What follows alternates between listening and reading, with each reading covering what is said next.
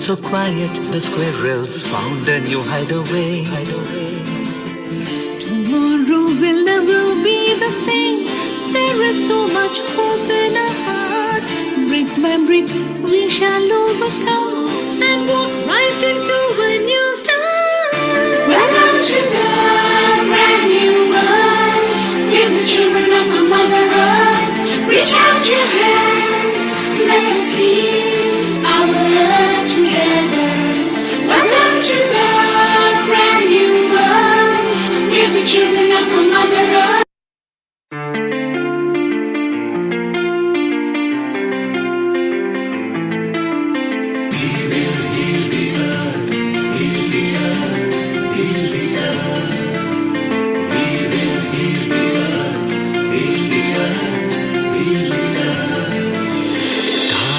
They can tell you stories which are brighter than yesterday. The streets have never been so quiet, the squirrels found a new hideaway. Tomorrow will never be the same. There is so much hope in our hearts. Brick by brick, we shall overcome and walk right into a new start. Welcome to the brand new world. We're the children of a Mother Earth. Reach out your hands, let us heal our earth together. Welcome to the brand new world. We're the children of a Mother Earth.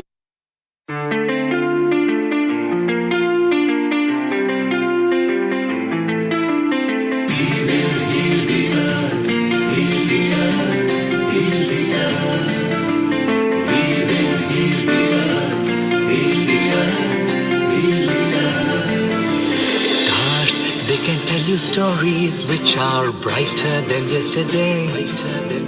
The streets have never been so quiet, the squirrels found a new hideaway. Tomorrow will never be the same. There is so much hope in our hearts. Brick by brick, we shall overcome and walk right into a new start. Welcome to the brand new world. We're the children of a Mother Earth. Reach out your hands, let us heal our earth together. Welcome to the brand new world. We're the children of a Mother Earth.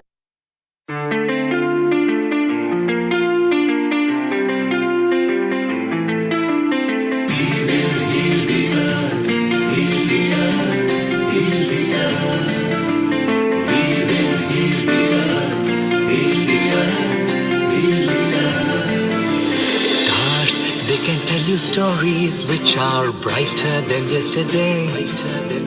The streets have never been so quiet, the squirrels found a new hideaway. Tomorrow will never be the same. There is so much hope in our hearts. Brick by brick, we shall overcome and walk right into a new start. Welcome to the brand new world. We're the children of a Mother Earth. Reach out your hands, let us heal our earth together. Welcome to the brand new world. We're the children of a Mother Earth.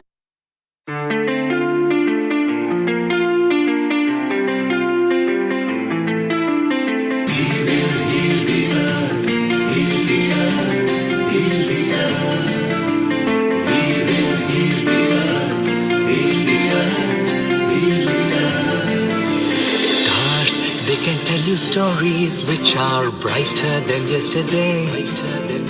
The streets have never been so quiet, the squirrels found a new hideaway. Tomorrow will never be the same.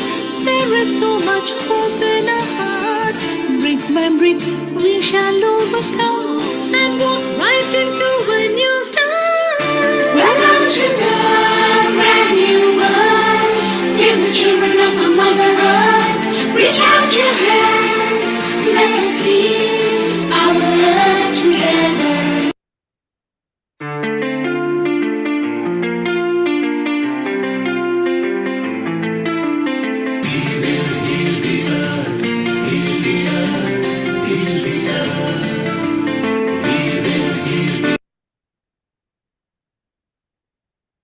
10, 9, 8, 7, 6, 5, 4, 3, 2, 1. Global Namaste.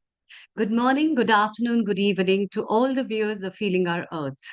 I, Amrita Sharma, welcome you all to another episode at Healing Our Earth. Today's episode is also a little bit different, talking about a different facet from a human mind. And therefore, today's episode is based on mental health awareness, healing our earth by healing our mind. Mind, which is a beautiful modality, and its well being is equally so important as is other things. We'll be talking more about it, but it's time first to start with a prayer. So, for that, I'd like to invite my co host, Vaishali Acharya, our contributor and a beauty expert, to share her melodious voice with a melodious prayer. Over to you. Global Namaste. Global Namaste, Amrita. Let's invoke in this beautiful prayer to strengthen our mind and soul. इतनी शक्ति हमें दे न दाता, मन का विश्वास कमजोर होना. इतनी शक्ति हमें दे न दाता, मन का विश्वास कमजोर होना. हम चले नेक रास्ते पे, हमसे भूल कर भी कोई भूल होना. इतनी शक्ति हमें दे न दाता, मन का विश्वास कमजोर होना. दूर अज्ञान के हो अंधेरे, तू हमें ज्ञान की रोशनी दे. हर बुराई से बच के रहे हम, जिंदगी भी दे भली जिंदगी दे. बैर होना किसी का किसी से, भावना मन में बदले की होना. हम चले नेक रास्ते पे, हमसे भूल कर भी कोई भूल होना. इतनी शक्ति हमें दे न दाता, मन का विश्वास कमजोर होना. Global Namaste, everyone. I'm your co-host Vaishali Acharya, and welcome to today's episode, Heal Your Mind at Healing Our Earth. Today, we are embarking on a crucial conversation, one that touches the very core of our well-being, mental health. In a world where the pressures of daily life can often feel overwhelming, it's essential that we come together to shine a light on these often overlooked aspects of our lives.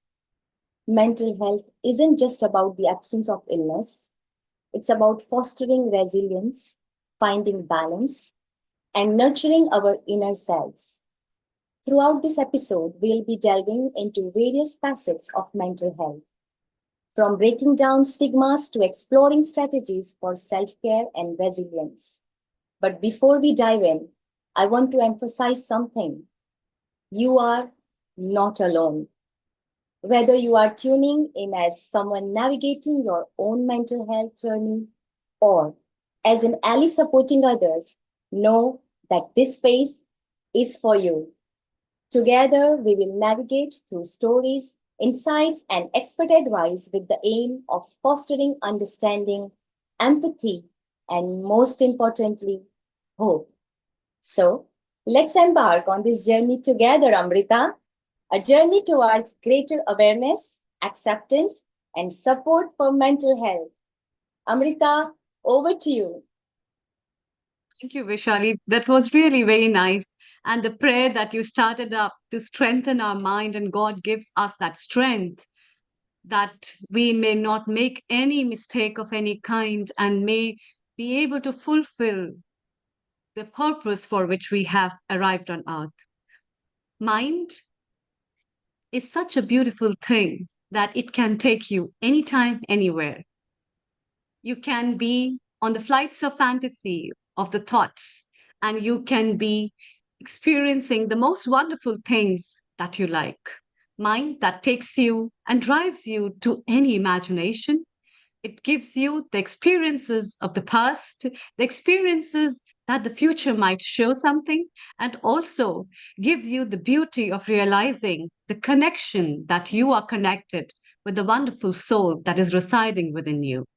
And that is why, in today's time, where we are celebrating the Mental Health Awareness Week this week in United Kingdom, it is an important time where we all create an awareness to understand the importance, how important our mental well-being is, and to design strategies to know how we can cater and take care of the mental health because it's utmost important, as important is our physical health. And that's why today's episode we'll be having experts who will throw light on various strategies, affordable solutions, what are the contemporary things in relation, the concepts, as well as the treatments of various diseases and disorders. So let's move further, Vishali, with your beautiful prayer, and we take over a next step to invite the host as well as the episode producer and a regular contributor, Kirit Mistry. Global Namaste, Kirit Mistry. Global Global, Namaste, Kirit Mystery ji. global namaste. Kirit, before you start, let me have few words of honor in front of everyone. Kirit is a founder and lead for the health inequalities, president of Rotary Club of Organ Donation, and director of Health Portfolio for Hindu Council UK. He has worked for over 30 years in health promotion, mainly in drug addiction, mental health, diabetes, organ, blood, living kidney awareness, and stem cell donation, as well as cancer. So we have Kirit Mistry with us, and today's episode is in collaboration with South Asian Health Action and Organ Donation Lead from India. So welcome once again, Kiritji. Thank you for the kind introduction, and very pleased to be here. And we have, just to tell the listeners, we have got an exciting program today, and we've got some really amazing presenters, speakers who are going to share their personal journey. But I think what the key thing that with Healing Our Earth and the family that we've been developing, what we need to do first is mental health is still a taboo and a stigma within most communities. So it's people are suffering in silence. People only start talking about it when it happens to them. We should also understand that any one of us in our life, mental health will impact on our lives, so that's something that we can't predict or prevent, but it's better that we start to have conversations. We're aware of how to get the support. It's only by talking about it, having your conversation within your families, within your communities, that you will get the support and the solutions. And I'm based in the UK. We have a mental health crisis, I would say, because all of the services are inundated, and there's lots of waiting lists. So we've got to start finding alternative ways of helping people to self-care, self-manage. And through the work that we've been doing certainly from the pandemic, we've managed to find organizations in India who have developed some great packages on self-care, on depression, on anxiety. We've had them on Healing Our Earth previously. The Yaya Life is one organization, but also we've reached out globally, and our mental health advisor, Professor Nandini Chakrabarti, who's helped us to develop a World Health Organization program, which is currently run, called the Mental Health Gap. It's a manual. It's developed and delivered in countries where there's no infrastructure or limited infrastructure around mental health. So it's training lay people in the community to be better aware of mental health, the different conditions, the diagnosis, and what they can do locally. And she's trained people in Africa and India, and we've trained people in the UK as well to become mental health ambassadors, who really what their role is they will reach out to people in the community who's sharing with them they're in crisis or they need help. So what these ambassadors are doing is really being that big brother, big sister to help them with that emotional support and then help them navigate to the right support that they need. It's really a great program, and as I said, Professor Nandini Chakraborty, who's actually based in Leicester. We're fortunate to have a professor who actually works in early psychosis here in our own city in Leicester. But again, we've got to start to find other programs that we can then start to learn more and work together. And I think Healing Our Earth is a great platform to create ambassadors of mental health, in every community. And I think that's something that it's our long-term plan that we can start to work on. I chose to take up this career in this area because in my earlier career of being the Asian drug and alcohol worker here in Leicester, I was seeing a lot of my friends who I went to school with actually being affected and being addicted through various drugs, and they weren't getting the right support. But also, it was important to reach out, and the services weren't reflecting the communities that they need to serve. So when they created this Asian drug and alcohol worker, it was a part-time post.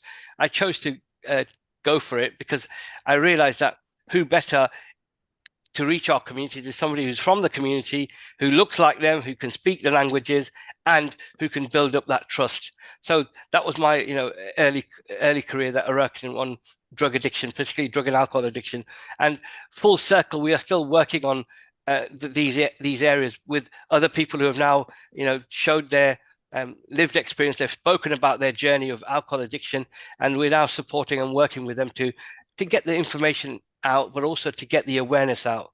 And then mental health, again, through the pandemic, I was working for a local charity, and again, we knew that with the pandemic, our communities couldn't see their loved ones because of isolation, because of obviously we had to kind of be safe and not connect if they were living on their own. So we luckily found ways of reaching them, either through Zoom like we're doing today, or telephone support, and it was vital because people were couldn't access the services, and that's something that we started to do.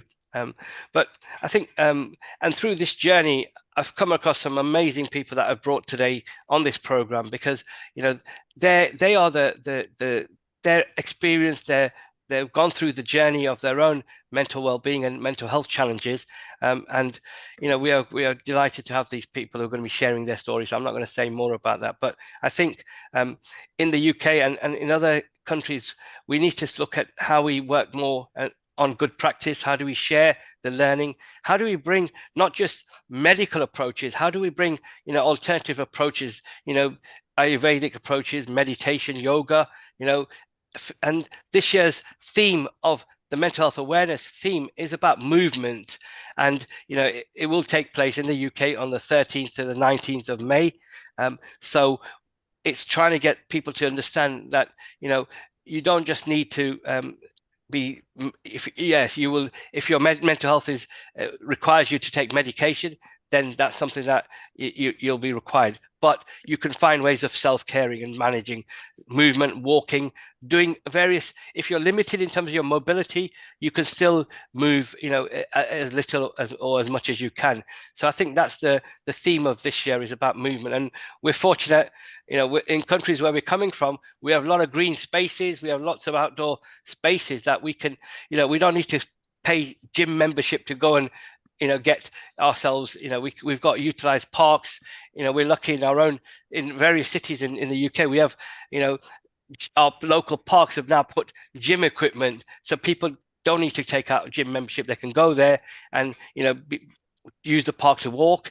So movement is very important, and I think that's something that I'll further emphasize, is that really, we don't need to go and take a gym and membership. We can do things relatively at low cost, and most importantly, you can do it with your family. A lot of people, it's great to see, India are the trailblazers of, pushing walking groups, and I think that's something that we're now seeing here in the UK as well. So are there any questions that you'd like to kind of ask me, Amrita ji, and also Vishali ji?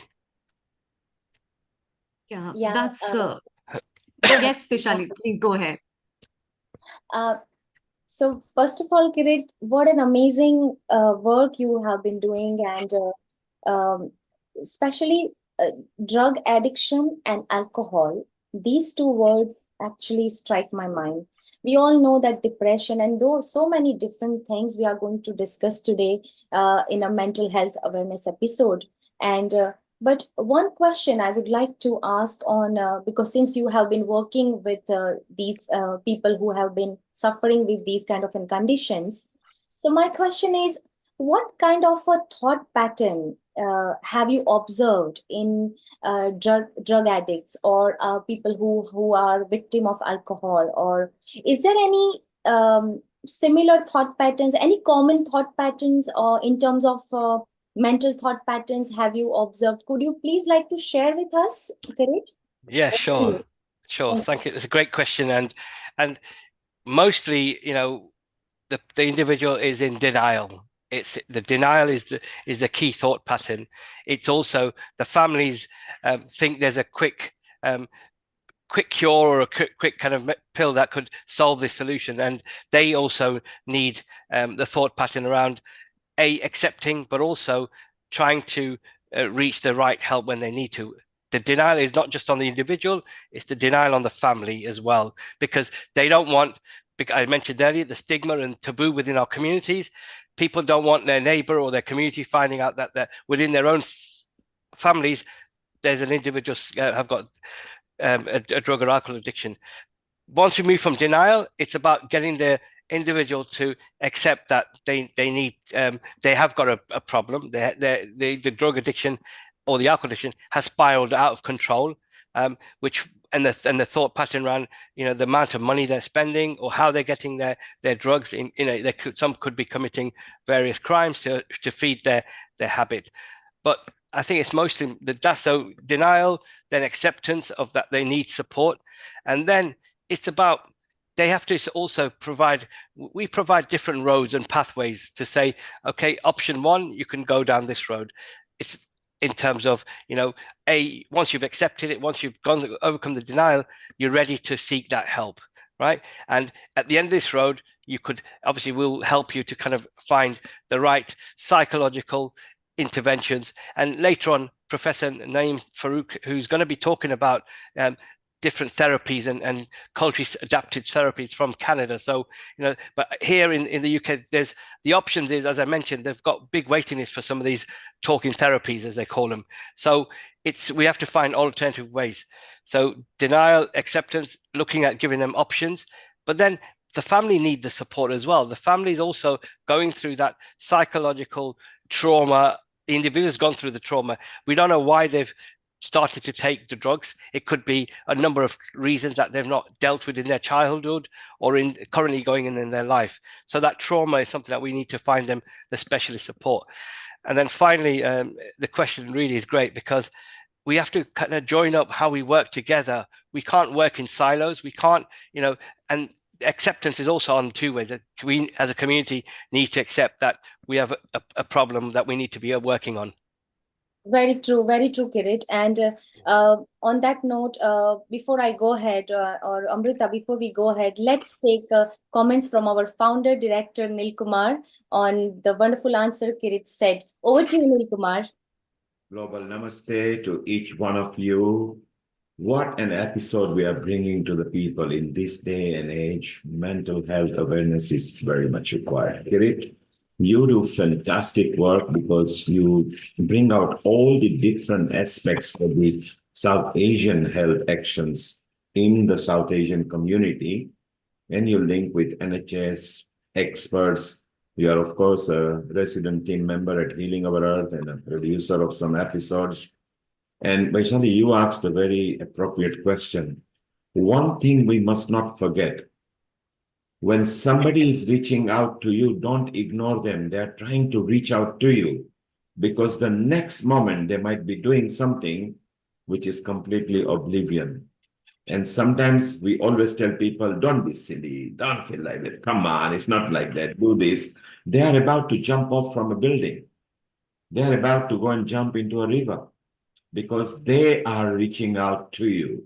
So those who are listening in our social media, who are connected to us on a YouTube, Facebook, Twitch, Twitter, website, and any other medium, please try to help or listen to people.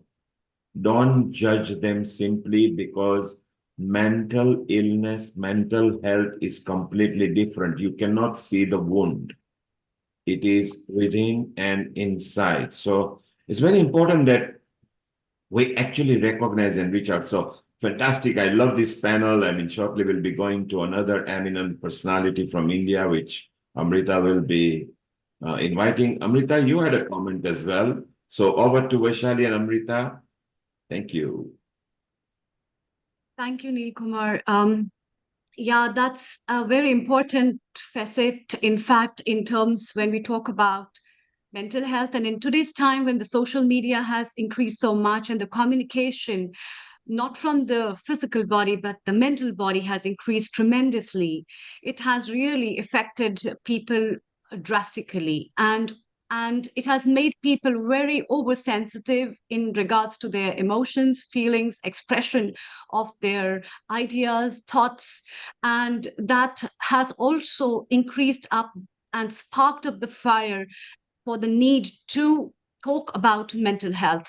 And it is not just about one aspect of mental health, but in different age groups we see there are different kind of clinical issues as well as mental issues that in today's time children of different age groups right from the time of birth are facing. And there have been a lot of research and studies of uh, the preterm, the prenatal, the postnatal studies of the mental behavior of the mothers at the time of their pregnancies, on their effect of the children and their birth, and the kind of environment and quality of life they have been spending. Because mental health is a human right, and we must realize its real importance. And it's very important to use this human right and live with this, because this will harness and affect the quality of life of an individual. It will also affect your decision making. It will affect the environment, your internal and external environment in which you are living and harnessing yourself. So in one way, your word can be as colorful as the rainbow, and the other second it can be like dark thunders which has got no expectations and no positive thoughts to live in the life in future. So there are so many aspects of the same mind that can be so bland and tasteless, and sometimes can be so spicy and yummy, that it's very important to blend those colors in the life through mental health. And we'll be talking about various tips from the experts who will be bringing up various facets from clinical and non-clinical studies about what can be done and what are the issues. And over and above all those viewers who are listening to us, you all are also open to put up your questions on all our social medias, whether on Facebook, on Instagram, on our YouTube, on our website, www.healingourEarth.com, and we will be ready to answer you anytime.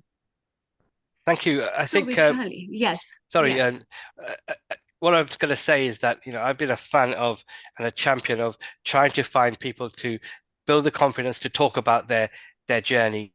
And that's the real change that we see, is once somebody's given that support to be able to talk about their journey and not to feel shame and feel guilty. It's a period in their life that the circumstances for their route, whatever they were going through, they have met this challenge of, doing something, whether it's taking a drug or whether it's looking at their mental health has suffered. So it's important that for people to talk about it, as I meant, creating conversations. Secondly, in our household, we spend a lot of time with our loved ones. So you can, having open conversations, you will see if there's changes that are happening, the patterns of that in your individual, sees they're doing something differently. Let's talk to the individual. How many of us, we talk to our loved ones or family members or even friends, pick up the phone. If you've not seen somebody for a while, pick up the phone and connect with them. That's having conversations, and that things I will not stop emphasizing that. And I think, the ambassadors program, we'll hear from Keval, who'll talk about a youth perspective on that, but also, having this Vishal, who's another amazing, high-flying entrepreneur, but also you'll hear his story, and Siani, a young dynamic woman who you're going to learn about what she's done to overcome that. So we need to get people talking, and really importantly, as you said, Amritaji and Vishalaji, get people putting questions on the YouTube, on the channel, on the WhatsApp groups that have been created, so we can then help them achieve what they would like to find out today. Yes, Kirit, very true, very true. And Amrita, whatever you said just now, few points that you mentioned, social media, external environment, internal health, prenatal and postnatal. Oh, wow, all these topics, we have to discuss everything because these conditions are genetically passed on to the baby in the womb. So all these thought patterns, neurons, and how it fire together. I'm so excited for this episode. And yeah, over to you, Amrita. What do you want to bring to our about next guest today? Yes, Vaishali, thank you so much. And yes, we are pretty excited to move from London to move to India, where we have our expert and guest with us, Professor Varun Dutt. Professor Varun Dutt is an associate professor in the School of Computing and Electrical Engineering at Indian Institute of Technology, Mandi, which is in Himachal Pradesh in India. He is currently the Dean of Resource Generation and Alumni Relations at IIT Mandi. In the past, he has chaired the ICSMA Center, which has put an edge over the Indian Institute of Technology, the Indian Knowledge System and Mental Health Application Center at IIT. And Professor Dutt has finished his PhD in postdoc education from US. He's a senior member of IEEE and principal investigator at Applied Cognitive Sciences Lab. He's currently serving as an academic editor of PLOS Computation Biology Journal, associate editor of Frontiers in Cognitive Science Journal, a review editor of Frontiers in Decision Neuroscience Journal, and member of editorial boards of International Journal on Cyber Situation Awareness and Journal of Dynamic Decision Making. Wow, what a laurels. Well, let's welcome Professor Varun Dutt. A global namaste to you and a warm welcome. Thank you, Amrita ji. Namaskar. And I hope you can hear me. Yes, we can hear you very well. Before Professor that you tell us about what you are going to present and talk about your expertise, please let our viewers know about the ICSMA Center, what kind of center it is and what an initiative taken up by our director, sir, at ICSMA Center. Over to you. Thank you. Yeah, thank you. Firstly, I like to thank the organizers here for inviting me to this event, and Vaishali ji as well as Amrita ji. I have prepared a few slides if I can share and show. I think pictures please. Might, so I'm just going to share my screen. I think it should do it now.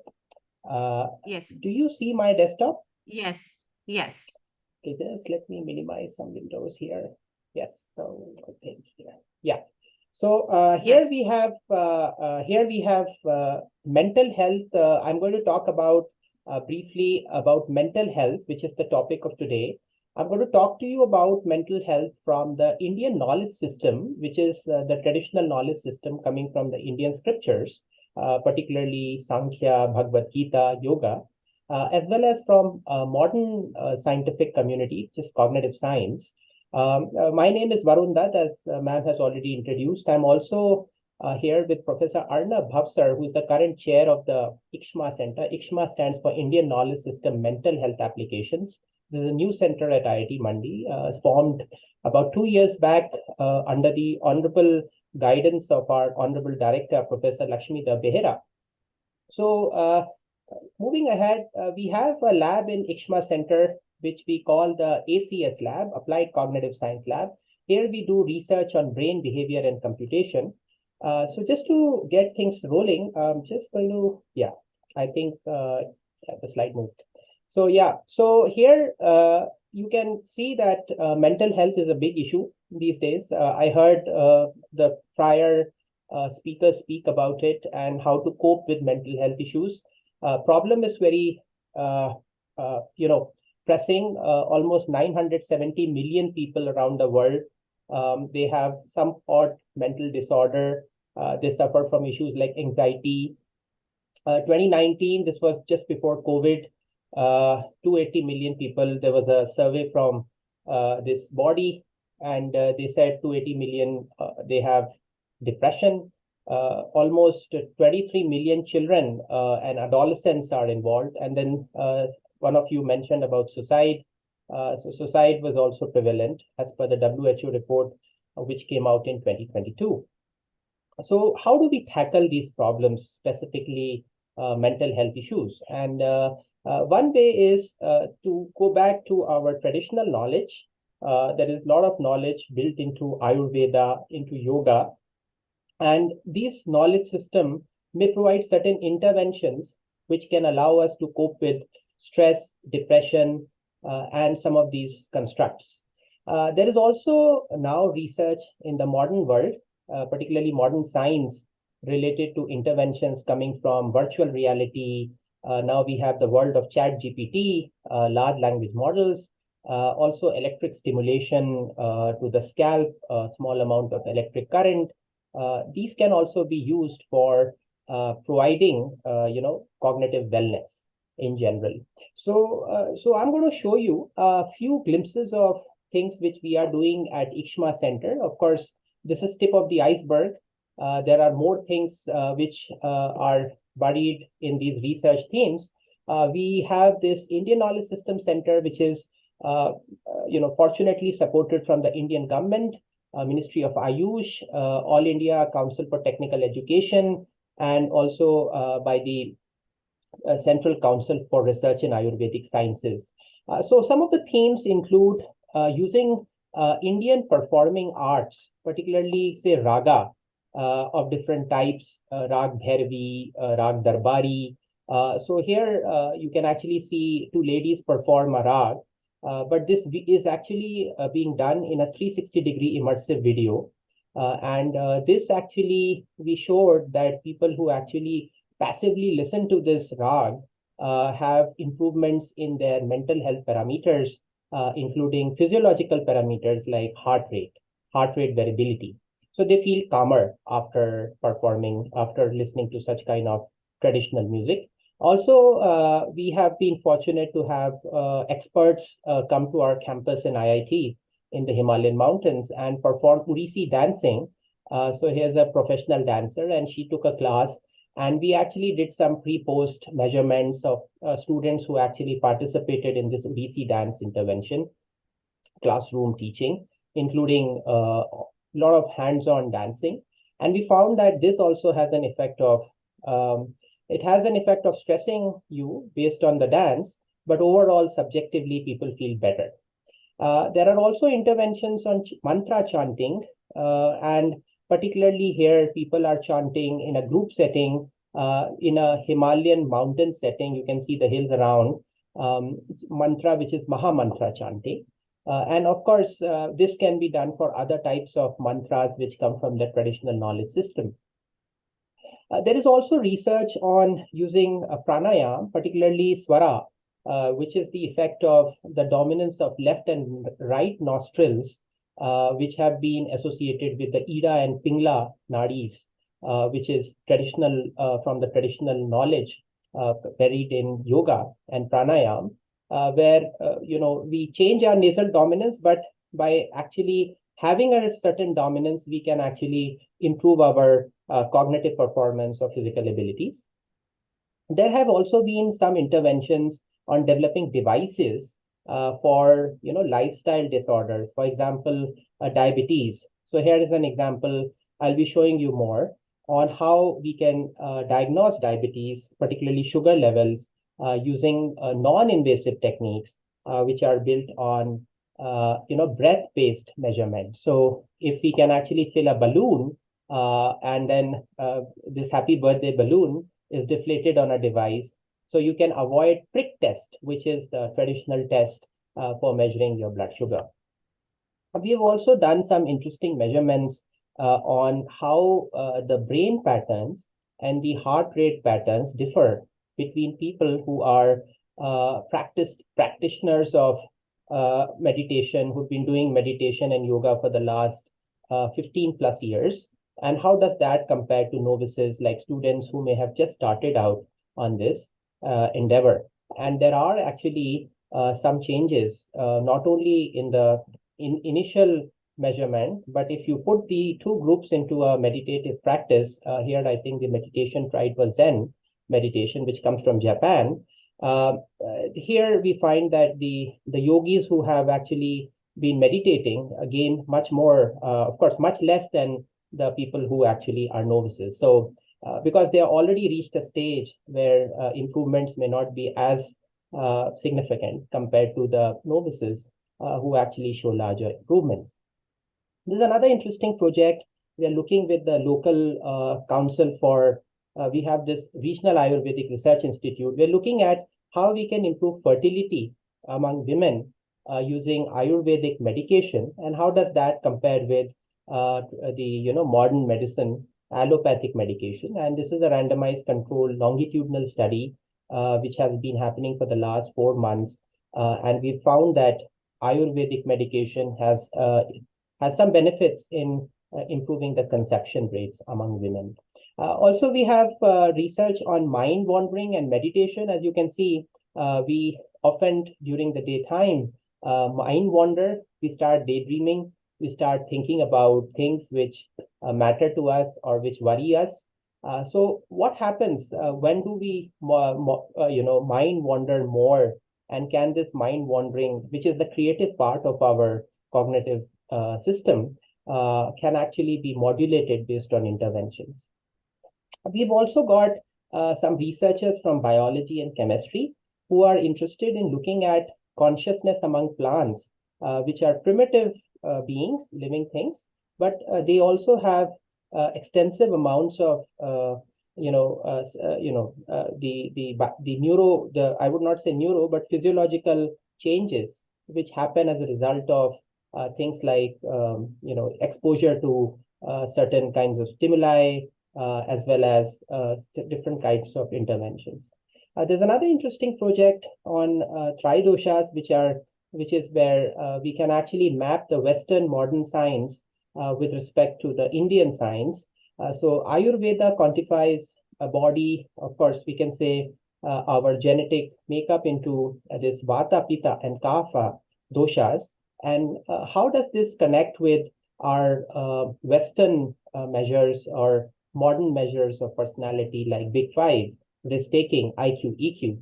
So here we're trying to use machine learning to see if we can map, if we can give a model our Western or modern measures like personality, risk-taking, and we can predict person's prakriti, Ayurvedic prakriti. So these are some of the examples. I'm going to move ahead and show you a few examples of how studies pan out. So you can actually, so I'm going to just play this video, and I think it may play.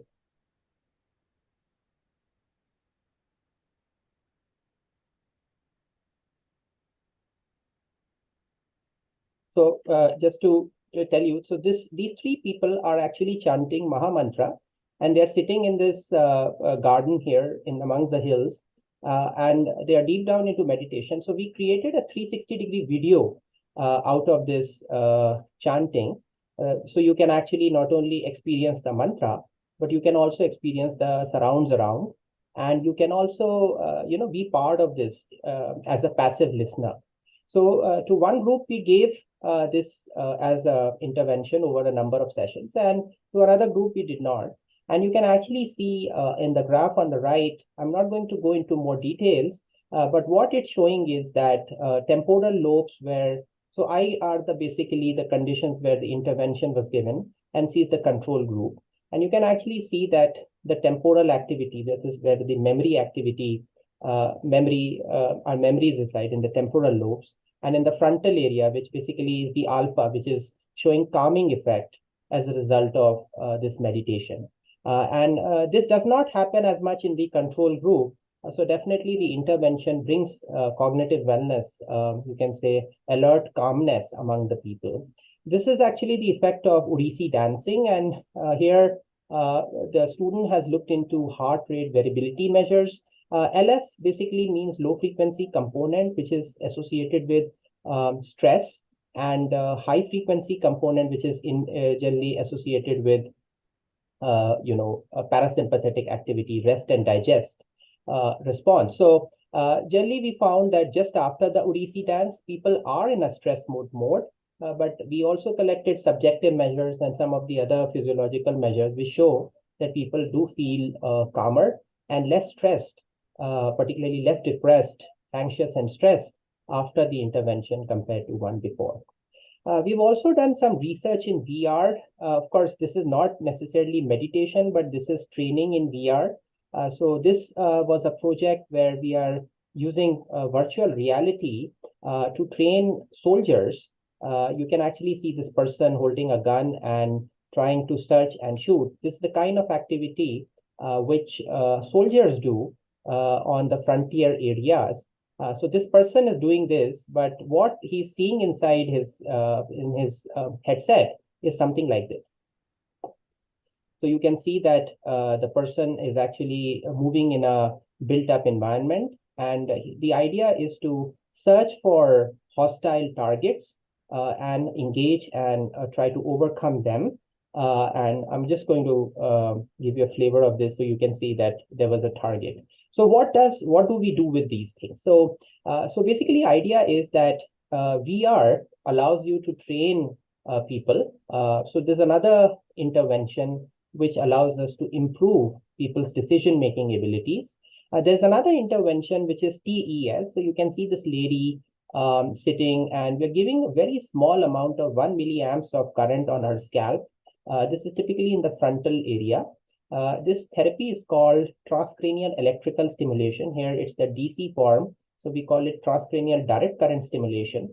And this TDCS therapy is effective in the sense that we found that people's ability to multitask, typically, if you're doing multiple things, you're writing an email, you're doing something else, the ability to multitask is improved after a therapy of about 7 sessions, where each session lasts for about 10 minutes of therapy, compared to controls, which either did not get the therapy or got 1 milliamps of therapy.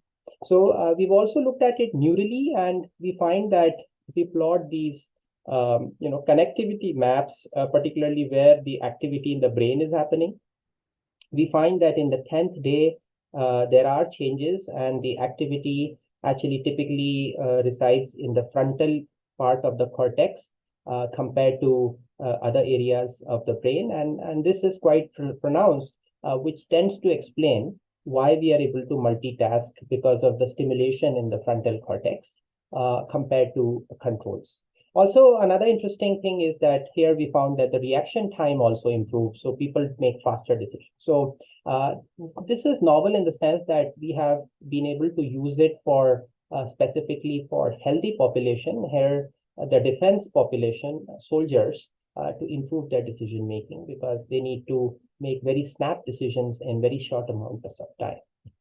Okay, so there's more different types of interventions. We are talking about a world where we live in ChatGPT world. And the idea is, so there's a UK-based company, Obot, and they make these low-cost robots. One of them is the Obot itself, and one is the Pico. So you will see an interaction here. I'll just play this video.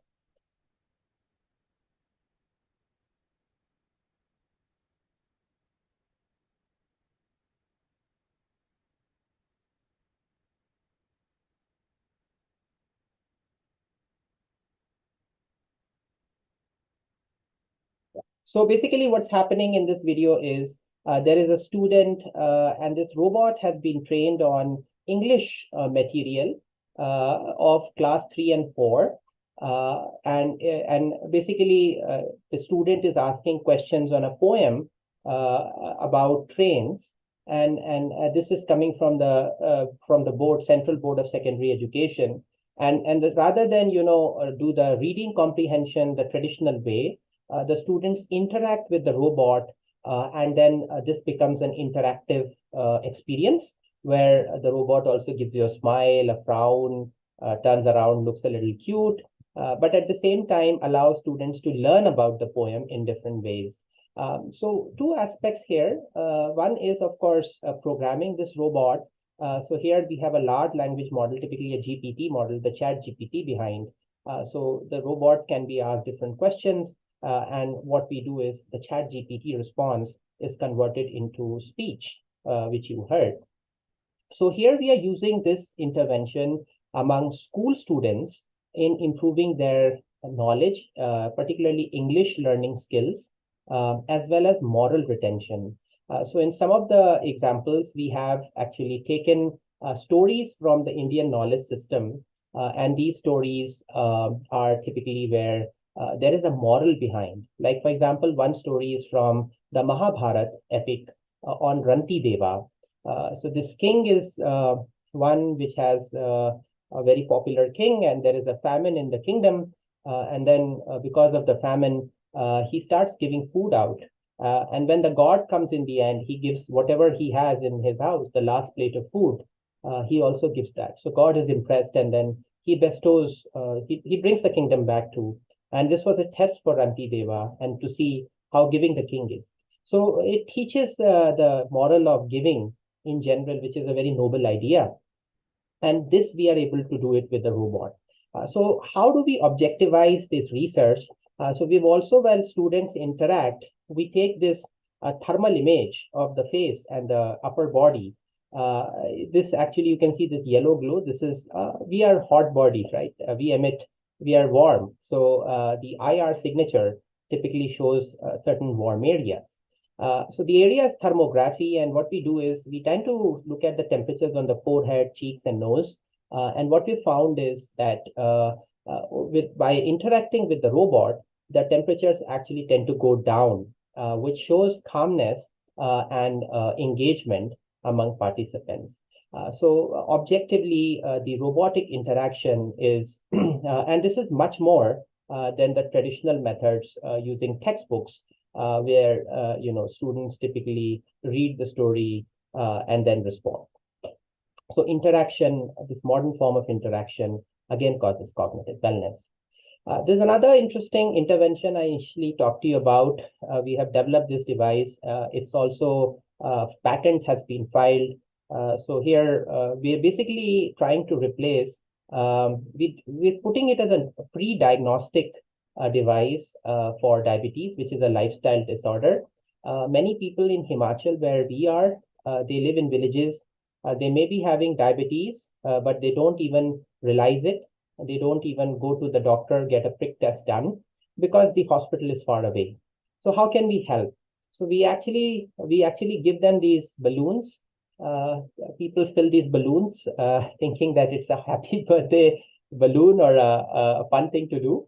And then what we do, we deflate this balloon in a cup, which we have a bunch of sensors, particularly for volatile organic compounds, VOCs, which are in the breath. And there are certain biomarkers of diabetes in the breath, one being acetone, a ketone, and a set of other ketones. So sensing that, we are able to tell the sugar level in your breath. At least we are able to say whether you have more than 140 ml per deciliter, or between 140 and 200, more than 200, or in the normal range less than 140. There's another intervention where we have developed a device which is a smart box for low temperature transport of vaccines and blood. Typically in India right now, these boxes are being used for transporting vaccines and blood, but we do not take into account the temperature required for such kind of transport, because these are temperature critical medicines. They need low temperatures. So this smart box displays the temperature prevailing and humidity prevailing inside this box, but it also sends this to the driver in case temperature is about to breach, and then there is an AI algorithm which tries to predict the temperature in the next 30 minutes so that the driver of the transport gets to know how much time he or she has before the drugs, the vaccine or the blood goes bad. So I'm not going to go into detail. My team has assembled some nice results, but these are the results of the diabetic device, this device which we built. And as you can see that it actually has a very good response rate, particularly in a 3-class problem where we have people who are diabetic, non-diabetic, which is 140 ml per deciliter or low, pre-diabetic and between 140 and 200 and above 200 or 200 or more than 200, it actually produces almost close to 100% accuracy, which is much more than a prick test would give you. So the device has been really, we're trying to go towards commercializing this device, hoping that it reaches the society and allows people not to, don't need to do those prick tests anymore. You can tell about your sugar levels from your breath. So I would like to conclude by saying that what I showed you right now is tip of the iceberg, but ideas from modern science technology where we bring interventions for cognitive wellness. I also showed you some interesting interventions from Indian performing arts, which are not only the dance, music, but also from the literature on mantras and how it can create calmness among us, improvement in heart rate variability, desirable outcomes, make us calmer, make us less stressed, less depressed. We also have shown scientific rigor in our analysis. So it's not just about chanting mantras or dancing or music, listening to music. We have done these measurements, particularly of heart, biosignals from the heart, biosignals from the brain. And then based on that, we have assessed people's improvements in a more objective manner. One last thing is we are always looking for collaborations and connections. Of course, funding and interest is all desirable. So if there are interest and connections possible, we definitely like to hear from all of you and seek your feedback. I'm just going to end this by showing you a few pictures of some of the classes and the course and teaching we also do in ICSHMA Center here. So you can actually see some of the students, and there have been teachers from different areas, like from Sanskrit, from philosophy, Indian philosophy. This is Professor Hameroff from University of Arizona. He has the Ock-Hart theory with Sir Roger Penrose. So he's given a course, and we also have others like our Vishwas Pathakji, who teaches Yoga Sutras. So we also do academic teaching at ICSHMA Center to give knowledge not only about our scriptures, but also from the modern science to make the world a better place. Thank you. So I will stop here and look forward for your questions. What a wonderful presentation that was, isn't it, Vishali? That was really very beautiful, as well as it is so much informative in research and technology, and how the connection of ancient traditional medicine and the facets that has come up from the ancient knowledge system has been covered in connection to today's time research and technology. This is really wonderful, Professor Varun. That's really nice. Vishali, your comments before I say something. Over to you. Thank you. Oh, I mean, whatever knowledge, what a wonderful research that you, Varunji, and your whole team, and the way you are, you presented. First of all, thank you very much for the wonderful presentation. And each and every points that you mentioned I being from a makeup and music and background, I instantly connected with the music therapy you said. I would say music therapy. And raga you mentioned, Darbari and Bhairavi, which could be some kind of a recitation or listening, may help to combat through some fearful thoughts or depression, anxiety. So, first of all, before I go ahead, um, I would like to know that these kind of chanting, also mantra chanting was one of my, it's something that I would like to ask you questions. So, is it something that it does it improve, uh, or do we get more result if we include some kind of a binaural beats in with it, or does this therapy include certain kind of sound waves as well along with the mantras or along with the um, ragas? That is one question. And secondly, very connected to that, which I would like to quickly mention, so, and any particular instrument would you recommend with these kind of ragas? Over to you, Varunji.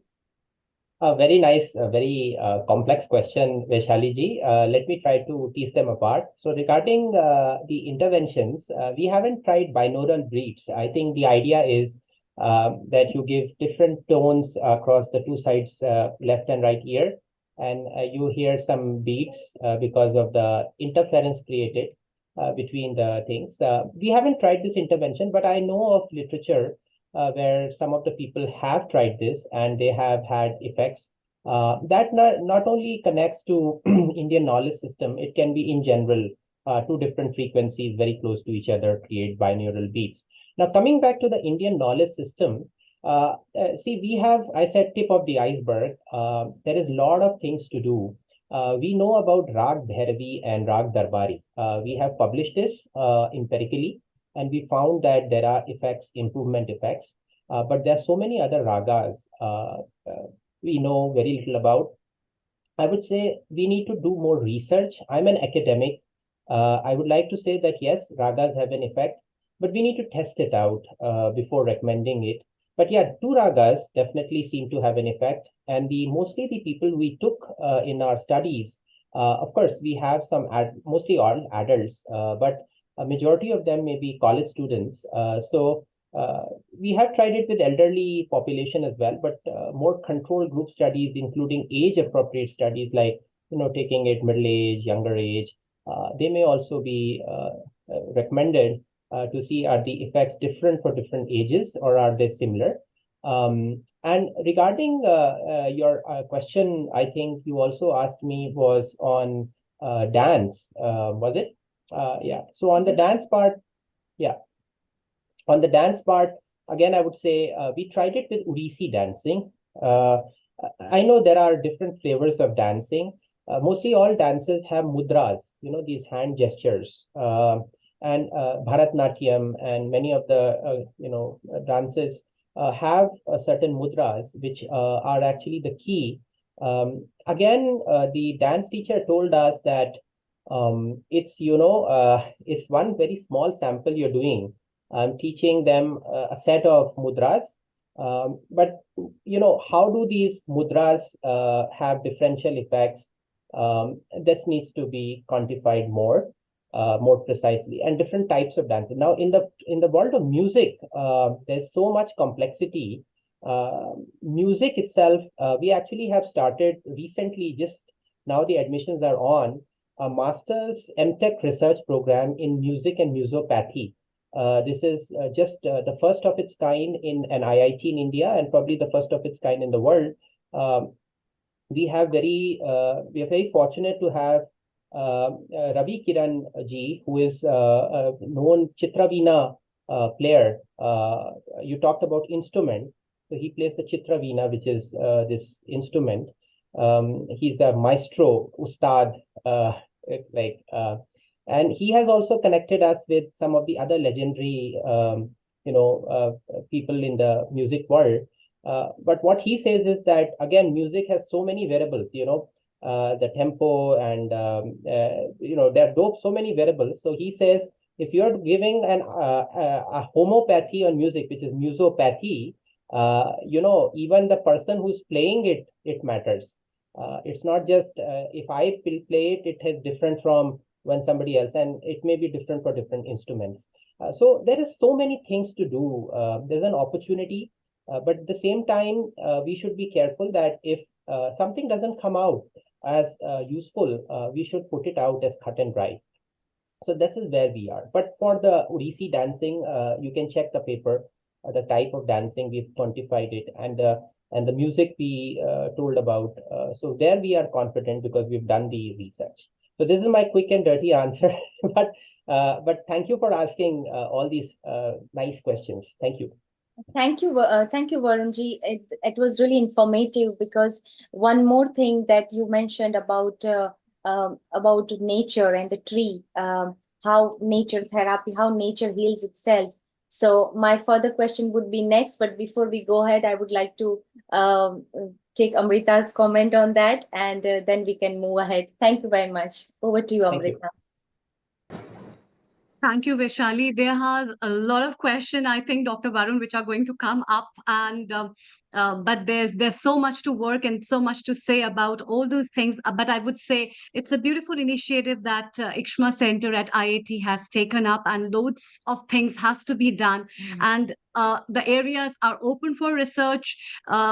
They are open for collaborations, for fundraising projects, and there is sky is the limit for that. And I'd also like to congratulate you from the whole family and team of Healing Our Earth, and especially from our director and Neil Kumar, for you coming over here and sharing with us all your knowledge as well as the research. So keep working on, and our best wishes to you. Please stay around as we move now to our next guest from India, Rotarian Lal Goel. Thank you so much for joining us. Global Namaste to you, Rotarian Lal Goel ji. Global Namaste, Anita ji. Amrita ji, sorry. Rotarian Lal Goel is the founder and charter president of Rotary Club Organ Donation International. He is also a chairman of Organ Donation India Foundation and Gyan. And he is our regular contributor and also our resident producer of all the episodes at Healing Our Earth. A very warm welcome to you. And today's topic is on mental health awareness. So over to you from your guests and experts who will be sharing light on this topic with us. Thank you so much. Thank you very much, Amrita. And I must give thanks to producer, director, Neil Kumar ji, who is doing this thing tirelessly and regularly every Sunday. And this program, which has been telecast around the world with more than 26 countries. It's a very big step from his side and the entire team. And today, as Amrita has already mentioned, the topic is for mental health awareness, heal your mind. Healing your mind is a journey of self-care and self-discovery. It involves recognizing and addressing your emotional wounds, practicing mindfulness to quit the noise within, and embracing positivity to nurture a healthy mental state. Through therapy, meditation, and surrounding yourself with supportive relationships, you can cultivate resilience and inner peace. Remember, healing takes time and patience, but every step you take towards understanding and caring for your mind is a step towards a brighter, more fulfilling life. So today's topic, as mentioned, heal your mind. We have very prominent, eminent, and those who are authority. My first guest, and I would like to introduce to him, he is Dr. Naveen Gupta. Dr. Naveen Gupta is the director of Hindustan Institute of Management and Computer Studies, Sharda Group of Institutions, Mathura. Dr. Naveen Gupta is a leading behavioral scientist, trainer, management consultant, and therapist. He studied at the IIT Roorkee and has 35 years of academic experience in teaching and research. He has visited several countries like the USA, China, Hong Kong, Dubai, Oman, Sharjah, Nepal, Macau, Sri Lanka, etc. for training and academic assignments. He has worked as a top academic and administrative leader, including as director of several business schools and as a director general with Advent Institute of Management, Udaipur, Rajasthan. He is also a founder of Soldiers of Society SOS in Agra and Mathura for making a difference in the life and livelihood of the auto workers and other poor sections and enhancing the experiences and memories of the national and international tourists to the city of Taj. Welcome, Dr. Naveen Gupta, on our show. Thank you very much. Dr. Naveen Gupta, as you are giving the programs with me earlier many times, and I know the way you are working with so much big responsibility of your institute, but you are also doing so much social work because you believe that the behavior of a small person, a behavior of a auto driver or taxi driver or a guide, if we will change them, then the tourism, the experience of a tourist who is coming to the city of Taj or to Mathura, the city of Lord Krishna, can be enhanced. The experience can be enhanced, which is still lacking, as you know very well. Now, we would like to know your views on today's topic, Heal Your Mind. Dr. Naveen Gupta, please. Thank you very much, Mr. Goel, and all panelists and all the viewers also for giving me this opportunity. And the topic is so relevant. I'm glad when you called me that we want to have this program on mental health awareness. Because as a psychologist, I personally feel mental health issues is just like a pandemic. I wish all the spiritual healer, maybe from different areas, all the motivational speakers, psychologists, and psychiatrists even, they all need to join hands together because this is a pandemic, very silent pandemic. I see in my professional experience, I personally feel, though I don't want to label to anyone, but every third person, I feel personally that he is having some neurotic tendencies. Now, the question arises, if we don't create the awareness, because what happened, WHO also say that health is not only a state of physical, is not only the absence of disease, but it is a state of physical, mental, and social well-being.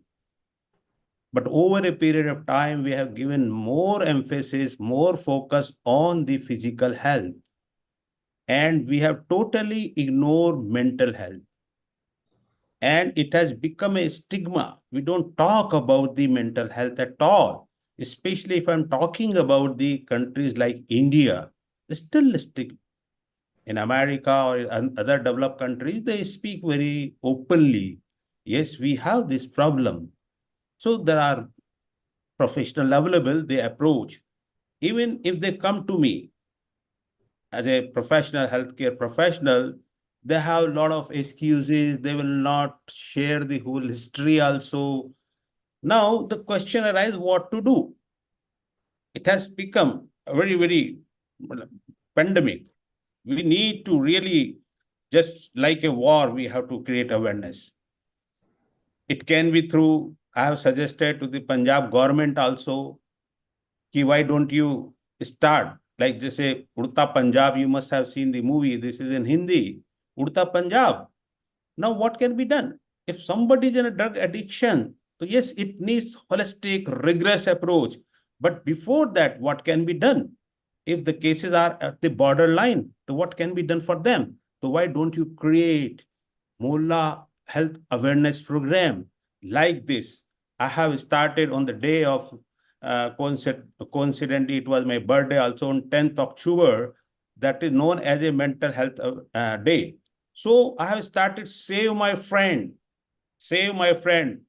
So enough now we are talk about save tiger, save elephant, save trees, but save my friend. If you find your friend is in trouble, maybe your friend, maybe your brother, sister, mother, anybody else, if you just identify the symptoms, psychological disorder symptoms, please help him to approach some mental health professionals. Now, as you said, what can be done? We need to create awareness for the layman. If we categorize as a layman all the mental health issues, we can have two types of the mental health issues in broader criteria, classification, psychotic and neurotic. The psychotic, they don't have the contact with the reality. Heredity may be responsible, some biological factors may be responsible. So it is a severe mental health issues like schizophrenia, bipolar disorder, like that. Fine, we can't do much about them. They need really hospitalization also, they need psychiatric medicines also. But there are number of neurotic cases. The base of the neurotic cases, it is a mild mental health disorder. If it is not given proper care, then it can be converted into the psychotic. And especially in a country like India, we just ignore. If we are having some problem, we just say, oh, it's okay, it's okay, it's okay. There is a song, very good song. Tum jo itna muskura rahe ho, kya gam hai jo chupa rahe ho? Why you are so smiling? There might be something going inside you. So if we are able to identify the symptoms of a person, so we need to create awareness at every level. At every level. So neurotic cases, if they are given proper intervention at the proper time, so they can be handled very, very quickly.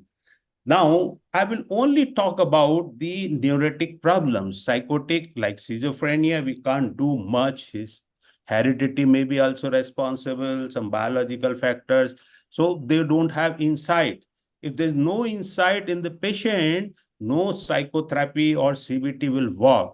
Yet in neurotic cases, CBT can be very, very helpful. So many other therapies can be very, very helpful. So I will just talk about the neurotic problems.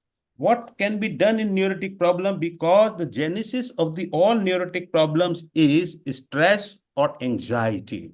We will talk about how to develop the resistance regarding the stress. Okay? Stress is just like a rubber band. If the quality of the rubber is good, you can give a lot of stress. There will be nothing, it will not break. But if the quality of the rubber is not good, it will break. Means it all depends on your emotional resistance. Stress, how much resistance you can handle. So resistance develop karna, this is very, very important for a person. I will go through quickly because Lal Sahab has not given much time to me. So I will just simply say what to do to keep your mental health better and better. One thing very, very fundamental, which I feel so many times, we need our all-round development change at the 360-degree level in our lifestyle. But this is not in our hand now because we have missed the bus. But still what can be done? So I keep on saying, just increase the dose of your dose hormones. Check the dose of your dose hormones. So there are dose means D stand for dopamine, which is very, very important for the mental health. Now, dopamine is known as the hormones of activeness and alertness. And there are, yes, of course, artificial way are also available. It is just like if you have the lack of the vitamin D, either you go for the tablet or go for the sun bath. It is up to you. This is free available, naturally available. But we are in a society, we are in an economy of marketing of economic marketing. So we believe more on drugs or medicines. If you want to enhance the dopamine, there are very simple tips. Just keep a positive attitude. But how to keep a positive attitude? It is again an art, not a science. We need to learn how to learn even the positive literature. What we see surrounding nearby us, we keep on listening all the time. If we are too much associated with the media, there is a good role of the media also, but a lot of negative news all the time. and that affects my neuro-linguistic psychology. So please have a company of the good people, positive people, positive literature. Scientifically, it has been proved by these psychologists. 68% it really helps. The more you read the kind of the positive thing, then laugh loudly. Now, even the yoga teachers, they also teach laugh loudly, but that is a very artificial way. Still, it works psychologically, but if we can, because we have forgotten to laugh. Listen to music you like. I was just listening the program on music before this program, so I just joined that program also. To listen the music you like, do something creative. Most of the time we are only in the blind race. We are just following. We are doing nothing creative, and that is the one very important reason why the society is going down and down. Our 90% of decisions are taken by the society. The kind of clothes I must wear, the kind of wedding ceremony I must celebrate, the kind of car, kind of mobile. We are not the original one. If we are the not original one, it will of course affect my mental health. We need to be creative. We need to think differently what the others are. So then eat proteins like almonds. Banana is a wonderful, wonderful antidepressant. Then green vegetables, milk and curd. These are the very simple. And we all know nothing new, but we don't practice. We don't practice all these things.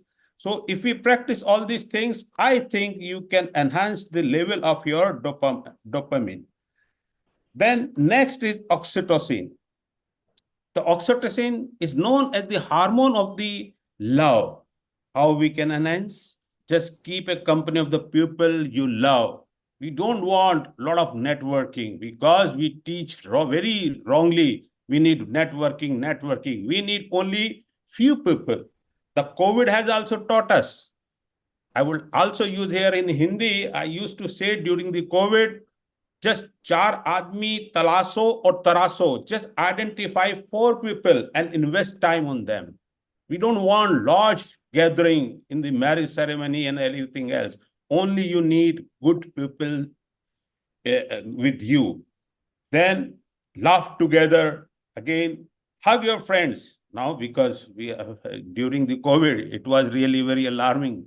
But if you believe in the hug therapy, hug your friends, parents, partner, children, and pets.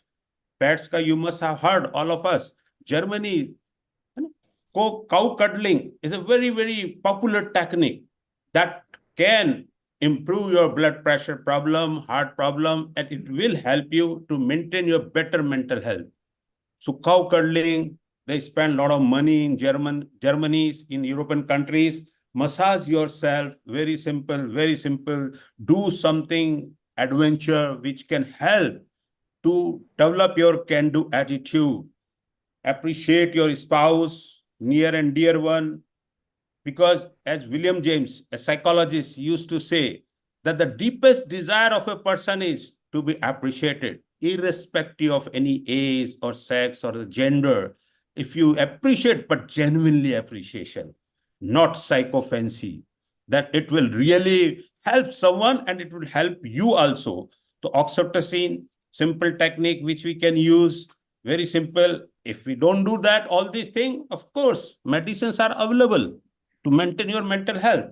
Serotonin. The serotonin is known as the hormones of happiness. How we can enhance? Spend some time in sunlight. Now we can see a very artificial environment surrounding us. Even the architect, they suggest a building, closed room. You go to the hotels. Believe me, people like me cannot stay for more than 2 days. No sunlight, doors are closed. So the more time we have in sunlight, perhaps it will help us to enhance my serotonin level. Walk briskly and do regular exercise. Very simple, very simple. But we don't do all these things. Eat dry fruits and food rich in vitamin D, B, calcium, and magnesium. and reduce the level of sugar. That is very, very important. Very, very important. Then we can take last dose, that is the endorphins. Endorphins is known as the hormones of relieving pain. How we can do? Again, walk briskly and do regular exercise, stay in a clean and fresh air, helping others when yeah, I can understand, I can see you. So I'll just cut short. Help others, laugh a lot, spend time with the friends. When Mr. Goel was talking that I'm too much into social activities, so this is my selfish behavior just to maintain my own mental health. Thank you very much, Goel Saab. I'll join you later. Thank you. Thank you. Thank you very much, Dr. Gupta. And yes, everyone has to be selfish.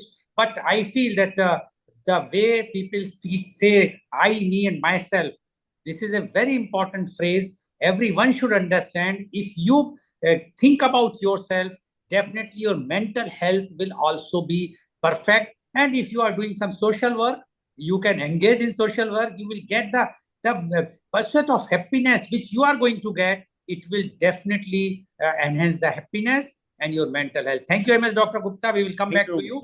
But I would like to now go, and sorry, I have to cut short because the time has been allotted very less to me, but because of my prior commitments. Anyway, thank you very much. Now, I would like to introduce you to my next guest, and she is Dr. Shweta Sharma. She is a licensed clinical psychologist with the Rehabilitation Council of India and has 13 years of experience in the mental health field as a clinician, trainer, and criminal psychologist. She has provided psychological support to patients from a variety of hospitals, government and non-government organizations, and corporate clients. Her expertise in projective psychology, psychoanalysis, cognitive behavior therapy, material therapy, neuropsychological problems and assessment, personality assessment, obsessive compulsive disorder, depression, anxiety, personality disorders such as borderline personality, antisocial personality, childhood behavioral disorder, criminal behavior decoding, etc. She is a fellow member and General Secretary of the Indian Association of Clinical Psychologists, as well as a member of the Central Zone of the Indian Psychiatric Society for 4 years from 2018 to 2022. She served as the Somatic Ink Blot Society's General Secretary and Assistant Editor. Her research on sexual abuse in childhood earned her the 2018 Best Paper Award of the Annual Conference of the Clinical Psychologists. In 2021, she was dubbed Best Clinical Psychologist in Delhi NCR by the Women's Conclave in India's 100 Inspiring Women of 2023. Fox Story India has also highlighted her. She is a resource specialist for the Central Detective Training Institute in Ghaziabad, Uttar Pradesh. She was recently honored with an invitation to lead a workshop titled Mind Over Stress, Building Psychological Resilience for Indian Army Personnel by the esteemed Punch Brigade of the Indian Army. She launched an initiative called Mansa for mental health awareness. And sorry, I have to cut short of her profile because it's too long, the entire program will go. But she is really a person who is doing so much work on grassroots level, and that's why she is on this program. Welcome, Dr. Shweta Sharma. You have already heard Dr. Naveen Gupta. Now, definitely, we would like to know from you your views on Heal Your Mind in this program of mental health awareness. Dr. Shweta Sharma, please. Thank you so much, sir, for giving me this opportunity. A very good evening to all the participants. A special regard to Dr. Naveen Gupta, sir. So, sir has already covered major aspects about the mental health. So, the basic understanding what kind of disorders we are having. Now, coming to the topic, heal your mind. As sir already suggested techniques which you can use in daily life, I would like to highlight about the mindfulness.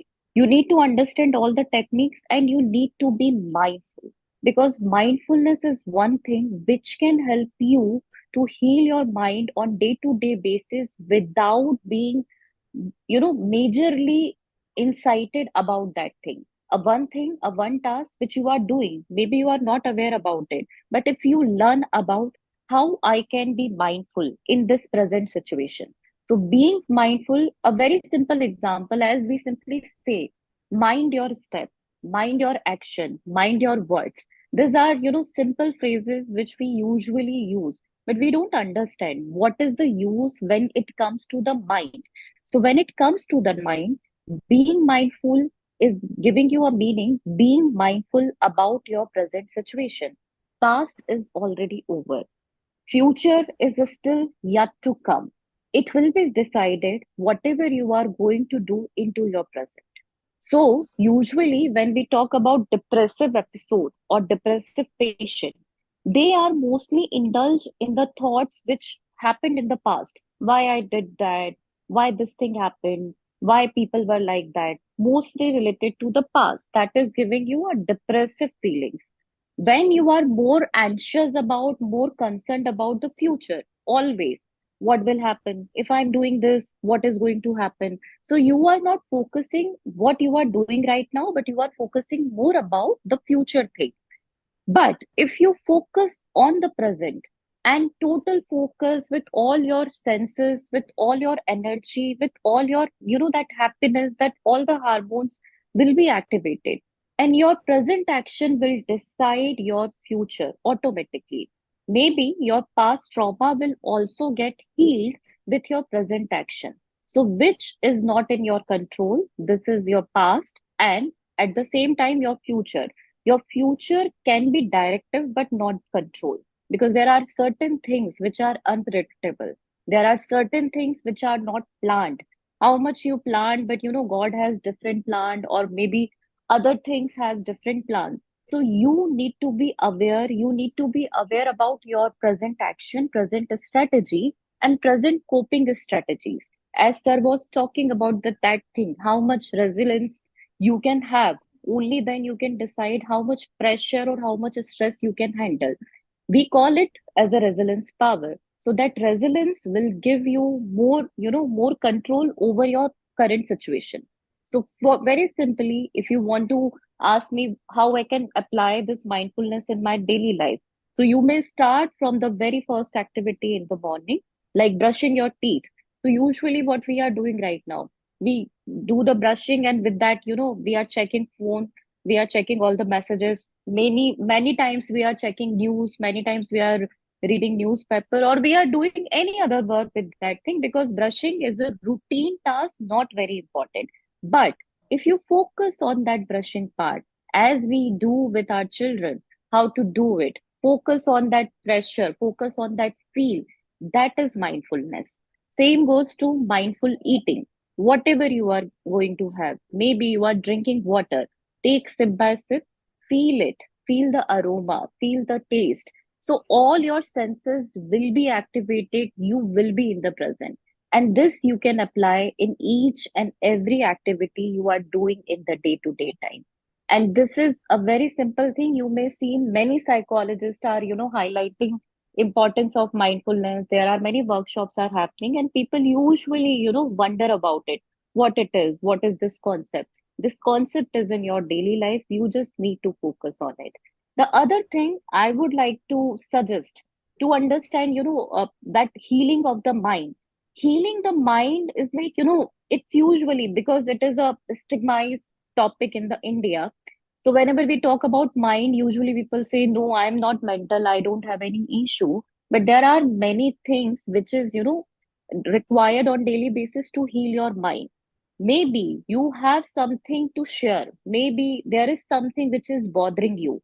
If you don't find any friend, if you don't find any, you have friends, but you don't find that trust level with them, you may simply write, on the simple paper pen. We call it as a journal writing. This is also a very famous technique. In psychoanalysis, we usually say it as a free association. So, simple journal writing, simply put all your thoughts on the paper. If you are not able to trust anyone, if you are bothering with many thoughts, take a paper or make a habit before going to sleep, before bed. Please make a habit. You will write all the thoughts whichever coming in your mind at that moment. I'm not asking to write your schedule. How was your day? What are the thoughts you are having at that moment that you need to write, that will help you for healing for your mind on daily basis. Other thing, one thing is very important, as we used to follow into, schools, college, we have a activity scheduling. We have, a complete schedule for the day. This is the time for your this period. This is the time for this period. This is not just to maintain that discipline. This is basically to maintain your mind activity. Your mind always need a proper programming. It works like a software. So if you are following activity scheduling, that is also very helpful when we talk about healing the mind. So activity scheduling, definitely you need to put a window which is for the some uncalled task or some emergencies, but still we can plan our day on day to day basis. That will also give you that a ease of work. There will be no much stress, there will be no much pressure on your mind, and you will be able to complete your task without any worry. You will get more productive result, you will be more goal directed with this technique. So, and the other point, as Sir mentioned, four people are important, invest them. I also support that. Yes, only four people are important. Quality people, quality interaction is more important rather than having quantity of people in the life. So that, social media stigma, social media thing, like I need to show everything, I need to put everything on the social media, whether I'm not having any real friend in the life, but I need to show it on the social media. So I personally call it is social media stigma, not only addiction, but it is becoming a kind of a stigma. You need to maintain your mind, you need to maintain your balance, and for that, that self confidence, that self trust is very much important. Confidence is a later stage. First, that self trust is required. Self trust is whatever you are doing. It may be a small task, it may be a big task, but if it is something which matters to you, it is something which is giving you that happiness, please acknowledge it. Please acknowledge it. A simple, self read. If someone is not coming to appreciate you, that's okay. You may just revive how much I provided something, how much I am having that, that feeling to complete something, how much I am having that feeling to contribute in the society, to contribute to the people around me. That is going to be give you that self treat. That will give you that self trust, and then self confidence will come later on when you will be able to handle your self trust in front of everyone. If you are right, if you think I'm right, please speak about it, be assertive about it. So assertiveness is also very important when it comes to break that social stigma. Only then you can follow, you will not get pressurized what people are saying, what people are, gossiping about you, what people are commenting about you. It becomes more important you are able to connect with yourself. So these are some important techniques I would like to add, as I know the time limit is here. So with the simple tips, I think this will be helpful on day-to-day basis. Thank you so much having me once again. Thank you very much, Dr. Shweta Sharma. And schedule your activities is a really good mantra. I must appreciate, because I also believe that one should schedule the activities in advance, and it is something which keep your mind engaged, and that is where you can have your health of your mind, because you can keep your mind healthy if you are systematic and not only mind your step, but you have to mind your activities. Very rightly said. Thank you very much, Dr. Shweta Sharma. Mr. Neil Kumar, if you have any question, or Vaishali, or anyone who wants to ask any question, or shall we take a leave? Thank you, Rotarian Lal Gohel. What a wonderful two sessionists you have brought. Naveen, there is a question for you from South Africa, from Samantha. Please. She loved when you gave an example of a strong rubber can stretch longer than a weaker rubber. So what is a yardstick? She wants to know. When do you know that your rubber is about to break? Yeah, there are certain psychological tests also. We call them psychometric tests. You can check your resilience also. Otherwise, you know better about yourself, right? If you are having the problem, what Sweta was talking, present, future, and the past. So you can draw three circles. right? You can draw a circle of the past if you have some regrets, if you have some stressful trauma or anything else. And then you can draw a circle of the future also, which talks about the anxiety. If you have the anxiety of the future, and then think right now, mindfulness at the present, is your present is disturbed because of there might be certain psychosomatic disorder. If you are having pain regularly, or any part of your body, headache, stomach disorder, sleeping disorder, just try, you can have your own self-diagnosis. And is there any problem with the past, which is again like Achilles heel, are disturbing you again and again, or it is because of the future? To self-diagnosis. Otherwise, there are certain psychological tests also one can. There is nothing wrong if approach any mental health professionals also. As far as concerned your question, it varies person to person.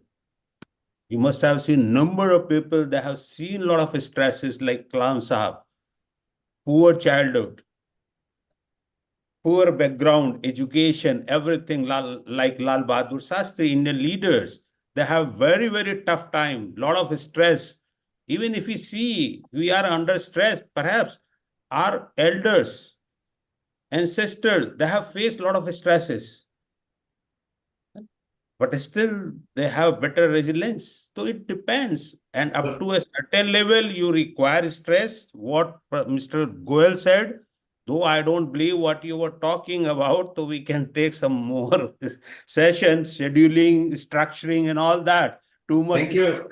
That Thank can you, also Naveen. Thank you, Naveen. Samantha, I hope it helps you. What Naveen is saying, don't be scared to approach a mental health psychologist or a expert. Don't be worried about it. And to those who are listening to us on social media, if ever anybody reaches out to you, please listen to them, because they might be at that breaking point. They are trying to reach out to you, so do not ignore them. Sweta, before we sign you off as well, what are some tips you use in your life so your mental happiness and stability is reasonably constant? Bearing in mind you are a woman who have also got other problems like hormonal imbalances, and depending what stage of the life you are. Give us 5 tips that you think should be good for mental health, happiness, and sukoon. Okay, so for my sukoon, I already shared three of them. So activity scheduling is one thing which is also required to maintain that work-life balance in the life with the personal life, professional life. The other thing, definitely, I also use that ventilation process because that is much more important being a therapist. We are having so much on daily basis. We are having our personal things also. So that ventilation is always required, and I usually do it on the weekly basis, maybe with some close friend, maybe through writing, or maybe with sometimes that sometimes that retrospection is very important. So sometimes just that self talk, whatever happened and what could be done in the right manner, so that analysis, self analysis, is very helpful, which I usually provide to myself. The other thing coming on the like as sun rays are important, other things are important. So we as a therapist, there is again a taboo. Therapists can't do social gathering. Therapists can't have any other hobbies rather than work, but we do have hobbies. So I usually expend my uh, required time for my hobbies, which is like traveling, exploring new places, music, whatsoever which I like. So I definitely make sure I'll take some time out for fulfill my hobbies to keep my mind in proper healing power. The other thing, I'm also a pet lover. So I do have two Persian cats. I do have pet dogs also. So I'm a great pet lover, and I feel me as a therapist, they are my therapist. So I do appreciate, and there are many people who usually follow it, but I will not advise this to all of you because I know many people having phobia also. But people who are comfortable with pet, please go ahead, and if you don't have any pet, but at least try to spend some time with any animal. This will give you that meaning of unconditional love. So meaning of you. that unconditional love in your life, it is important. Thank you, Sweta. Having pet also helps, she says. Dr. Lal Goyal, you are, of course, not just an organ donation lead, but you are almost a psychologist. You actually mentor so many people. And before I ask you a few tips, Vaishali, keep your questions ready. And shortly we'll be moving on to Vishal and our Midlands team, where we'll go another exciting level of youth in mental health awareness. Rotary Lal Goyal, what do you practice so that your mental state is calmer? Do you walk away? Do you get angry? How do you control your mental state in wisdom that you have accumulated by going in different countries and meeting so many people? Very good question, Mr. Neil Kumar, you have asked. First thing is, as Shweta has mentioned about the scheduling, I believe that one should schedule the program mentally first. Then if you want to write or put it on the WhatsApp, that is a separate thing. But first you schedule it. And once you are scheduling, you know what activities you have to do every day. The morning to evening, you make your schedule. Number two, try to engage yourself with some social activity. Because what happens, you are doing business, you are doing service or whatsoever other things. But once you will be doing some social activity, which is a selfless act that gives your mental happiness far more than you are doing your business or your service. So I believe two things. First thing is your scheduling, which is very, very important. And secondly, the social aspect. And thirdly, which you rightly says, traveling. Traveling is one can learn many things to keep yourself cool, because you are meeting different people. And I can see on the screen Rotarian Kirat Mistry here. I know that when I met him, I learned so much from him. And so these are the things which keep your mind cool. Only thing is, you have to be very positive. If you are positive in your life, you can do wonders. At this age of mine, I understand that if I will not keep myself mentally busy, I will be physically ill soon. So I always advise to everybody, do whatsoever you want to do. Keep your mind busy, so much busy that from morning to evening, good work, do positive work, think positive, and that is my mantra, to be keeping myself cool and to travel and meet you. And I'm sure I am going to meet soon to all of you in London in this coming week or the week next week. Thank you very much, Dr. Nilal Goyal. Vaishali, a comment or Amrita before we move on to the next sector?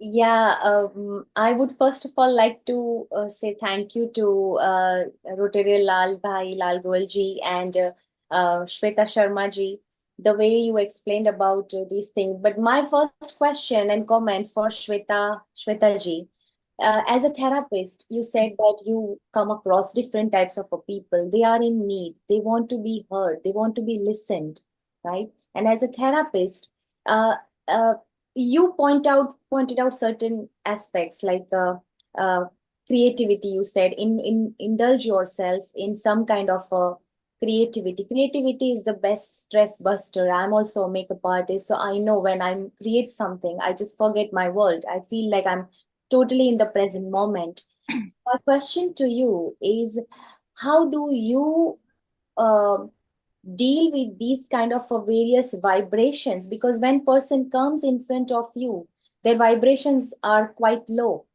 because we vibrate on certain frequency and our thoughts determine our vibrations. When our thoughts are negative, our vibrations are negative, and the energy field that creates that, the vibrations, it can not only affect them, but it can affect the people who are beside them, who are sitting next to them. So again, my question to you is, how do you cleanse your aura? How do you cleanse your mind on a daily basis? You gave us a lot of tips, and which would be amazing, which was absolutely amazing. But this is something that I want to know, because it is not easy on a daily basis, isn't it? To come across every people and still not being involved in their emotions, but rather than being involved, you are trying to help them, and your mind is in a present moment rather than getting emotionally involved in their problems. So how do you do that? Could you please give us the your Yes, Vaishali, very right question and appropriate question, I must say. So, as you said, this vibes or this vibration matters. Similarly, like when they are coming to us, we work as a healer, we work as a guide, as a guiding light. We are therapists. We are not going to instruct them anything. So, we are having that positive mindset all of the time because at the time when we are on that seat, we are there with that, complete empathic approach to help them. So our vibes are also there, our motivation, our energy is also there. When this two matches, the session usually start with the ventilation process. So that ventilation usually helps them to release all the negativity, to having that trust, to have that rapport between two of us as a professional relationship. Now again, as I'm finishing one session and going to the another session, is this conversation is not going to affect me? No, it affects me, but it has another corner because I need to work on that case. But for the next client, for the next patient, I should have that again, that fresh energy. So whatever techniques I suggested, which I use, which Neil has asked, that was very appropriate. What I do on daily basis to maintain my resume, to maintain, my mental strength, this helped me a lot. And training experience that actually matters. When we also started in initial years, it became difficult, but with the time it becomes a practice and it gives you that more happiness when you see, that feedback, when you see that smile after the session, when you see that trust from their side. Yes, they have someone, because there are many moments they are not having someone. So that trust, that touch, that gives you that sense of fulfilling your life, that sense of, having a ultimate goal of your life. It maintains all the things. This is my answer Absolutely. for your question. Vaishali, absolutely Vaishali, I would just like to add one thing. I was running a film academy, and Roshan Taneja, who was the acting guru, who was the first of Pune Institute, he was the one of our mentor who used to teach the students. And he taught one thing. He says switch on and switch off, because he says in acting, the actor goes in the character. And once he or she goes in the character, it's very difficult to switch over to another scene. Like what Shweta was saying, from one therapy session to the another therapy. So if you master that switch on and switch off theory, that if you are laughing right now and the next scene is a crying scene, or you are crying and again the next scene is where you have to laugh, it is not easy. But yes, people are doing so. This is what I learned, that one has to be having a switch on and switch off thing. Then one can keep mind cool. Thank you, very well Vaishali. said, very well said, Rotarian Lalji, that switching on and switching off and to become aware of your own thought process is the whole game, I guess. And it comes with the stability of mind. And when our mind is fully in the present moment, we are able to analyze our own thoughts. We are able to see what is going on inside, because nobody has seen mind, because mind is an activity. Wonderful insight by Rotarian Lalji. And let's see Thank you, our founder Vaishali. director Neil Kumarji. Over Thank to you. you. Thank you, Vaishali. Rotary Lal Goyal, thank you very much. Thank you. And Thank both you. of your panelists who shared beautiful moments over here, Naveen Gupta in Mumbai and Shweta in India as well. Wonderful. And Rotary Lal Goyal, we'll see you soon. Take care and have a lovely onward time. Global Namaste. Thank you. Global Namaste. Now, I think it's time to move on to our Midlands people again, Kirit. And let's have the young dynamic Vishal. Tell us more about Vishal. And then Vaishali, you and Amrita can chit chat with Vishal. And over to you, Kirit. Thank you. Okay, thank you, and global namaste to everyone, and thank you to Vishal for joining us. And Vishal is, I've known Vishal for quite a few years, but it's quite ironic how we connected. Vishal, I went to the gym, and Vishal was a trainer, in one of the gyms here and that's how we connected about 10 years ago, I think it was. So it's good to see Vishal here, and he's from Leicester. So Vishal is an award-winning author of the book Master Your Own Wow, which is about discovering the real secrets of the rich. He has spoken to audiences in UK, Europe, North America, South America, Africa, and Asia, inspiring people to live the life of their dreams. His style is of speaking is engaging, high energy, and entertaining. As he speaks, you'll start to hear, you'll get the wow. And that's something that, and he also got some secret nuggets, which he will share. But, Vishal, not only as a speaker, but also an entrepreneur, he's also will talk to us today about his journey of his own mental health challenge and how he's been resilient to overcome that, or how he's using various techniques to help him manage his well-being, mental well-being better. So Vishal, thank you very much for joining us, and to Healing Our Earth. They're excited to hear you. We were going to have Siani set. Unfortunately, she's not well, but she's another remarkable young person who I'll talk more about later, because she's not only gone through her own challenges, but she's written, directed, and performed a play, a theatre production on her story. So, and I'm sure we'll get Siani in a future episode. So, thank you again. Over to you, Vishal, and just tell us really a bit. Tell our Healing Our Earth family a bit more about you, and obviously your current work you do around the world. Hello, I'm Vishal, award-winning author, international speaker, publisher, and entrepreneur. I'm very happy to be on here because mental health is a global topic that's becoming more and more spoken about. And they talk about the pandemic being COVID. I think the new pandemic that we're on is mental health. And I'm going to talk from a lived experience perspective because mental health is very close to my heart. I'm a 6-time severe mental health conqueror. In fact, it's almost 3 months since I was released from my most recent hospital admission. I was in 2 different hospitals here in Leicester. I was 7 years ago admitted into 2 hospitals in Canada and 2 hospitals in Leicester. And I've come to realize that mental health is more common than we realize. It's becoming more and more a prominent illness, and it's quite sad because people don't look at mental health in the same way they'd look at someone with a heart condition or diabetes or cholesterol problems or some other kind of issue or illness that they've got. People often say, oh yeah, you got a heart condition, and I understand you might not be able to get involved in the same way or eat the same foods as we do. But we need to start normalizing and making it okay to speak about mental health. I'm not talking about being a victim. No, that's not what I'm talking about. I'm talking about being empowered and courageous enough to say, hey, look, I'm going through a really difficult time at the moment, and I'm doing the best that I can currently do in order to deal with the situation.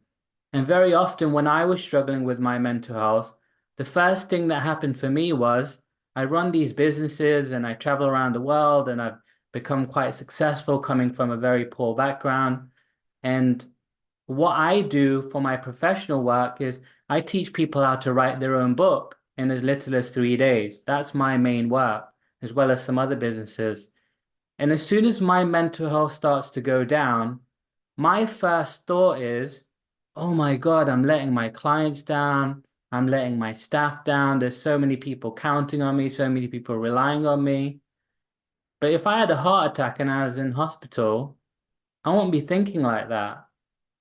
So we need to start changing the narratives and the thought processes around mental health. And by coming to events like this, running events like this, and inviting people who know people or may have experienced mental health themselves, will allow us to get to a point of, okay, yeah, mental health is equally as important as any other illness, and not being a victim, but being practical, doing things each and every single day to help ourselves take care of our mental health, our physical health. As I'm speaking here, I just want to make sure that you or someone you know has actually been through a mental health challenge. If you or someone you know have been through a mental health challenge, find a chat section and type in me. I'd just like to know who here has been through a mental health challenge themselves or knows someone who's been through a mental health challenge. So find a chat section and just type in me if you or someone you know have ever been through a mental health challenge. Canada, Asmina, yes, Kirit, of course. Who else? Who else here has been through a mental health challenge themselves or knows someone who's been through a mental health challenge? Bharat, Amrita Sharma, very good. So there are a handful of people on here who have either been through a mental health challenge themselves or know someone who's been through one. when I was unwell in hospital, I was having all kinds of different experiences. London Laughter Healing. Okay, very good. And I initially was in hospital because I had severe anxiety and depression, insomnia, and I just wasn't functioning. I was doing my best to help myself at home because I knew what I needed to do. I needed to take medication, I needed to go for walks, I needed to exercise, I needed to reduce my stress, reduce my work activities, do other holistic things to help myself. And for many months, I'd help myself and help myself and help myself. And I realized that at times, even helping yourself isn't enough. Sometimes there's extra help that's needed. So I started going to some of the crisis cafes here in England. We have this new thing that's come out in the NHS, which is where you can send people or go yourself as drop-in sessions to the local community crisis cafes. And I'm so glad and we're so fortunate that in England, we have these services and access to little groups like this where we can go to safe spaces, speak to someone, be surrounded by other people. And what I think we need to do more of is bring more of an awareness that there is help in our communities. It's not just something that is in the big cities, but rather we need to make this more available. We need to create small communities where people can go and they can talk openly about their mental health to either mental health professionals, other people with mental health challenges, people with lived experiences, volunteers, mentors, coaches, people that can really guide. I'm sure you'd agree, and you can again type in me if you knew someone that was going through a mental health challenge and you knew that they could go somewhere to get some help in an easy, simple, and efficient way. Type in me if you know that would be helpful. Because most people aren't even aware that there are groups or people or environments or places that they can go to get such support. In fact, I remember when I was in hospital recently, one of the guys there, he said to me that we're so fortunate. I know people in India who've told me stories where in India they don't have communities like that. And some people just go and commit suicide because they don't have anywhere to go and talk about their problems. In England, we're so fortunate that even though suicide is such a big killer, we have these kinds of platforms, we have these kinds of environments. And some of the things that have helped me in my journey is being open to asking for help. Not in a victim way, but more in a courageous way to say that, hey, look, I've been doing my best to help myself and I need some help. And each time I've gone into hospital, it seems like I've got even worse where my mental health, they've diagnosed me with bipolar, with psychosis. I don't know if you've heard of psychosis, but psychosis is where you have an altered perception of reality, where you think things are not real, you get extremely paranoid, you think the whole world is against you, you start hallucinating auditory and visual. They were some of the things that I experienced. And I had some very out of this world experiences that were interesting, challenging, but because I was not in a good place, I was really stuck and not knowing how to overcome them. However, thanks to that persistence and every day keeping to small rituals and routines and doing those small things every single day, reaching out to a few people who I could trust, creating a WhatsApp group. Even though I was so unwell, I created a WhatsApp group with a handful of people who I knew I could trust and turn to when things were not well. Because my family and people around me, it's not easy when I'm going through a mental health challenge, when I'm in such a position of having influence and being a leader in my respective field, that, oh, look, my mental health, I relapsed with it again. And it was not easy because I didn't want my clients to know when I was going through it. Once I've recovered, that's a different matter because then it becomes an inspiration. But if you're going through a severe mental health challenge, it's not easy to tell people about it because they judge you in a certain way. There's not very much compassion and empathy with people because they don't know what it's like to go through one of those challenges. Whereas when someone has been through it, it's much easier to be more compassionate and empathetic towards other people. And that's something that I've learned to do throughout my career. In fact, I remember when I had my most recent episode, whilst I was not feeling very well, there were a couple of people who messaged me to say, hey, Vishal, you know what? It's been 5 years since you saved my life. And I've had countless people, a lot of people who have messaged me and contacted me, sharing their stories about how I've helped them, not knowing that I've had or currently in my own challenges. And so when you're a leader, you have to be able to brush it off. You have to be able to just carry on, and it's tough. It's extremely tough. Even someone like Abraham Lincoln, you know, he was one of the presidents of America. He was thought to have depression. And the thing with mental health is it doesn't matter what walk of life you come from. It doesn't discriminate. It doesn't say, oh yeah, you're doing really well in life, let's not come to you, or let's not make you suffer. Rather, it's any single person, any human being can go through a mental health challenge. And what I'm about, I've even created my own charity recently, just opened up about a week ago. I've been doing charitable work, but we've now made it official, is that I want to start normalizing and removing the stigma from mental health so that people can be more open about it and ask for help and be proactive in their recovery. That's the big thing. I think anyone who's going through a mental health challenge, you have to do your best to be proactive in your recovery. It's not just that you wake up or you stay awake all night, because some people can't sleep, that things are just going to get better the next day. It's not. You're going to have to do certain things. You're going to have to take certain steps in your recovery. And sometimes you'll take those steps and it won't feel like you're going anywhere. That's why it's good to have a little support network around you, people who you can trust. And if you don't have anyone, there are so many phone lines. You can, especially here in the UK, we're starting to get more and more phone lines where people can just call up and ask for help. So I want to encourage you. I want to encourage you to start reaching out to people. I want to encourage you to start being more compassionate. I want to encourage you to start being more empathetic and put on a listening ear for someone in your local community or someone around you, because it's not very often you find people who are willing to give you their time and that listening ear. So my message for you today is do the best you can, and do the best you can to help other people, because it's that togetherness, that sense of compassion and empathy that's going to make a major difference.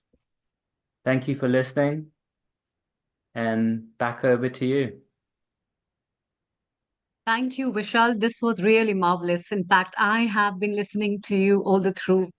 And in fact, it adds up more respect from my side, though I don't know you, I just know your name. But then still, it adds up a lot of things with the meaning of the things that I feel people have.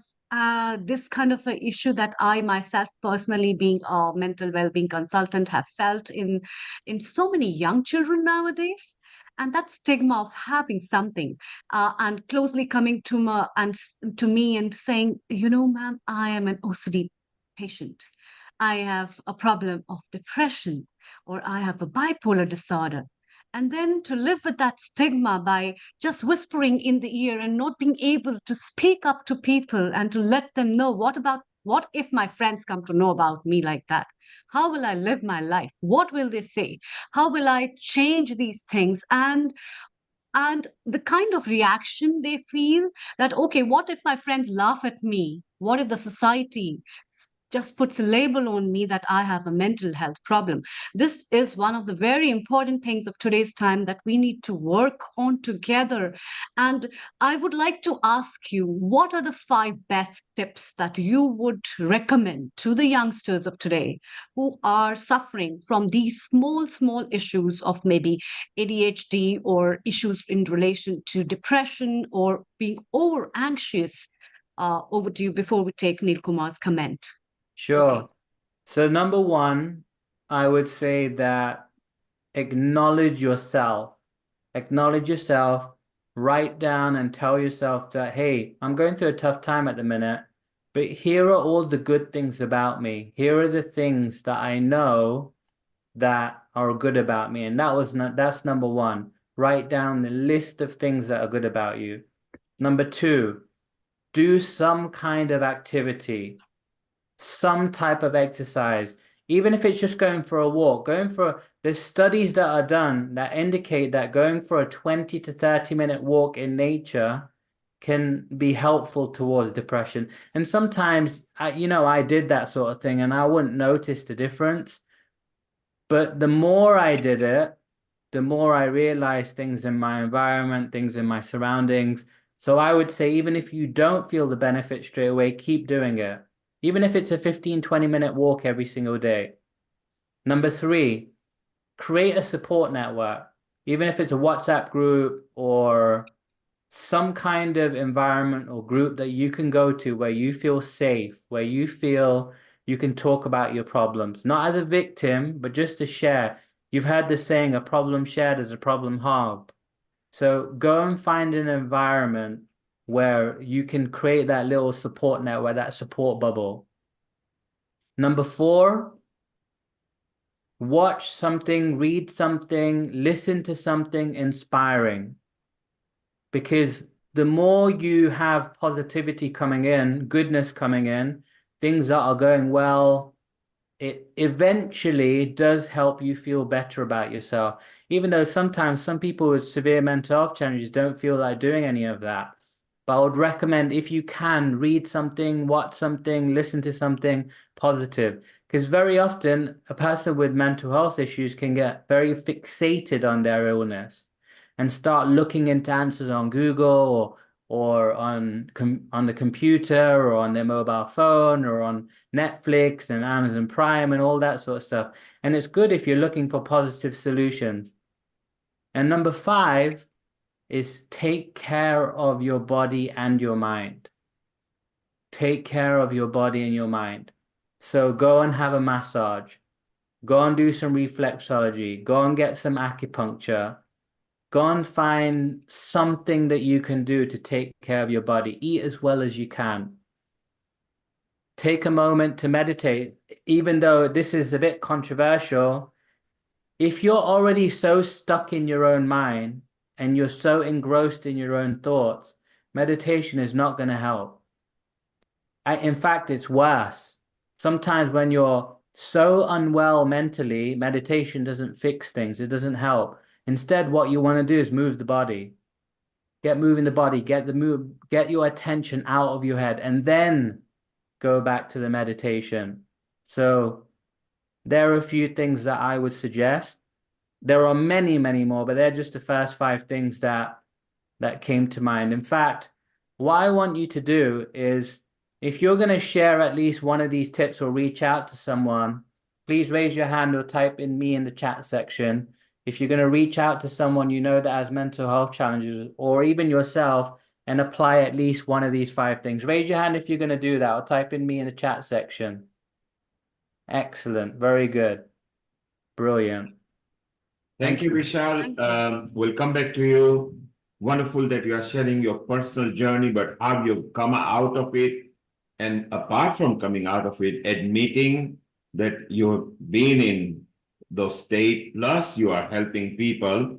We are going to move on to Sam, who actually does a lot of yoga and help people and mentor. Sam, we're going to come to you in a moment, and Vaishali.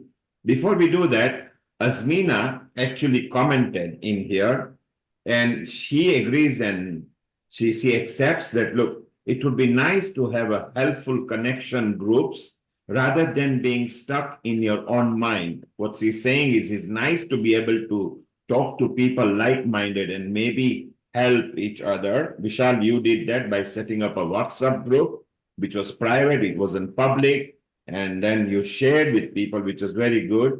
And then Azmina goes on and says, no deliberating, there's no place to go, daily rituals are healing, doing the laundry, walking, like you say, Vishal, keep on moving. and simple mindfulness, mindless activities that release the mind from the burden of repetitive thoughts. So Asmina, yes, you've got a very common point, and you are now part of Healing Our Earth. So you can meet like-minded people, and you are in the women's group as well. So wherever you need to connection, Amrita will facilitate that. Sam, Global Namaste in Scotland. And you help people through yoga where you get them mobile, because Vishal says if you are not mobile, then the meditation may not necessarily help you because you are not in a faculty where you can receive the meditation. Sam, your thoughts on mental health awareness and your tips? Remember, mental health is all about controlling your mind. Remember, we have forgotten how intelligent our body is. Through breath, we learn to control your mind. Mind has subconscious mind and conscious mind. Once through the breath you control the mind, you connect with your soul. Once you connect with your soul, then that leads to your spirituality. So the mind control also, we did that in school children as well, where through pranayama, through yoga, through exercise, we manage to control their mental health, excitement, anxiety, fear, anger, disappointment, all these things calm down. Because when I was doing school yoga, they sent me in the school where the children were very violent. They used to work they used to work big sports, and they'll fight all the time. Teacher was scared to go in the class. But through yoga, they sent me there. Within 3 months of yoga, through breath, mostly pranayama, to control their mind, they managed to calm down. And then BBC World came and took a video and did the promotion on the whole thing as well. So all I'm saying is, children's are, and you could start from children as well. And remember, body is body can heal itself. And you have to get more prana in your body. And the breath is the main vehicle for prana to enter your body. And then you go food and water, and then the air, and then the nature. But maximum prana comes from breath, more than 50%. Thank you, Sam. And Sam, very rightly so. If you are not breathing, you are not living. So take in that oxygen, you need it, and feed your mind with fresh oxygen. For those of you who want to know more about Sam, you can just Google him up. He's in Scotland. He's our resident yoga expert, and he's a yoga guru as well. Sam, stay around. We go to Vaishali's for comment. Lata has got a question to ask. Girit and Amrita has got a chit chat to do. Then we're going to meet to another youth in Midlands, Keval Sachdale, and then we're going to go to Canada in the other side of North Atlantic with Professor Farooq, and we are going to chit chat and we'll keep on exchanging tips and ideas. Vaishali, your comments so far? I feel that whatever techniques was demonstrated or discussed over here by Vishal and our very own Sam, it's very much a combination. And even I, being a healer, and I have a fitness background as well, because I'm also a certified fitness trainer. When people come to me, and I also first analyze the thought pattern, and meditation and exercise, they both are a mechanism, but it's very important to understand what works for you in the initial stages. And Vishal also said that if someone has a very disturbed mind, if we ask them to just sit and do meditation, it is not going to work. But again, there are different techniques that we can also help them. We can ask them to follow different techniques. And in that case, Sam said very rightly that breath is our guru. I always see that whenever we are angry or frustrated, or something is not going on our way, just observe your breath. Our breath becomes so fast. It is not natural. So breath is our best guru. Breath is our best guide. And by different types of breathing techniques, certainly we can combat our stress, and which is called, even in pranayama, what we are doing is in Bhastrika, Brahmari, Anulom Vilom, and these kind of a pranayama does help to calm down your your breath, and when you have a natural thought pattern, and then we can ask our brain or our mind to go further. So yes, definitely these patterns do help. And exercise, gym is sometimes, I also say that gym is my therapy. In some days, there were few years back, I used to just hit the gym. We always say that even if you don't do anything, just start your day, just make a routine. Because what happens, if you decide to go to gym at particular time, let's say 8 a.m. in the morning, what happens, you have to wake up at least 1.5 hours before that. So let's say you have to start your system. It's about starting your system. It increases your metabolism. So it all starts your metabolism. Metabolism is everything. When you want to lose your weight, gain your weight, or be fit, get into shape, whatever is your goal. So again, I would say that the whole circle, it is something that all interconnected, your exercise, gym, and your mind. So mind and body connection is amazing. And thank you, Sam. And thank you very much, Anil Kumarji. Over to you. Thank you, Vaishali. And Lata, you've got a question before we move to Kirit and Amrita and Keval.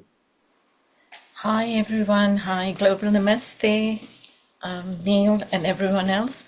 I just wanted to say that raising awareness is so important because 30 years ago,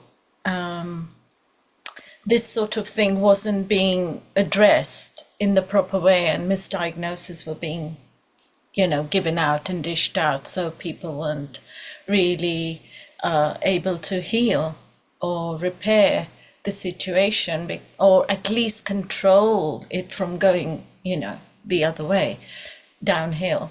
So I'm just wondering, now we've got so many more tools and so much more understanding around this subject, and the awareness is raised. Like Vishal said, we're really privileged to be living here in the Western world, and especially England, I think, is very much more equipped and empathetic and compassionate.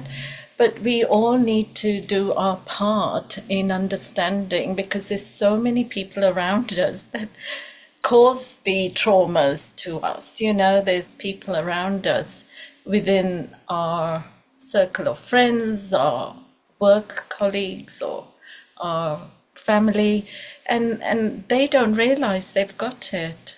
And then you're sort of dealing with them on a daily basis, and it's impacting our well-being and our mental health. That's where I feel, there's a bit of misalignment going on. So how can we deal with that? That would be interesting to connect with those who don't want to admit it or are shy to deal with it. And because it's a normal thing, it's a natural thing. We have bereavements, we have traumas, we have, inflation going crazy. COVID especially caused a lot of mental imbalances. So it's normal now to be, having to face these issues. So Thank you, Lata. So Lata says, don't fear. Go and admit. If you've got something going on in your mind, do talk to people. And it is normal now. We don't have to find it as a taboo subject to say and ask for help. Amrita, your comment on that, or maybe a couple of tips to Lata, and then we move over into Midlands once again, and then go to Canada. So over to you, Amrita. Thank you. Thank you, Neil Kumar. Yeah, what Lata ji has been saying is pretty right. And from the very beginning, I also heard a lot of panelists who have been talking about getting traumatized. And it reminded me of the time of COVID when people were not allowed to come out for the Christmas celebration. And that became a very big trauma in the minds of so many people. And when we talk about trauma, it can be any feeling, any experience, which can be gross or subtle, that can touch your mind and your heart, which you might not also be aware. And that becomes a kind of a beetle that eats something which is creaking up sometimes and knocking your mind, but you aren't aware about it. Now, these kind of things can be hormonal as well. Endocrinologists talk a lot about it. These things can be related with your metabolic problems. These things can be related with a lot of your symptoms in relation to your age, your work stresses, your work environment, your home environment, and also how you perceive yourself in the self reflection of your life. And therefore, in today's time, when people are having a lot of mental health issues, it has become an important talk of the day to make people aware about what are we starting our day with, what is our purpose for the day, what are we looking forward to. And there has been very small aspects which everyone has touched into our daily lives in relation to our habits, in relation to just a simple shower. Have you realized how mentally soothing it is to dance in rain? I hope everyone has danced once a while in their life, or been loved to dance with their friends, or you've been a kid. But can you imagine this is a mental health therapy that you don't realize? Or have you ever realized smudging yourself in mud and putting your hands in mud and playing with mud and making toys, or the sand near the seashore? All these things are those healing therapies that are mental health therapies, which we don't know and we don't realize. And therefore, I think it is very important to connect ourselves from where we have rooted ourselves to nature, to Mother Nature. And as we have been talking a lot about Mother Nature, we have been talking about motherhood, that healing properties which exist in and around us can make a tremendous change. But we need to realize all those things. And I think these things can be those non pharmacological approaches, which no doctor will write on a prescription slip, but still would be one of the best remedies that are true, permanent, free, without any cost, and assured healing modalities.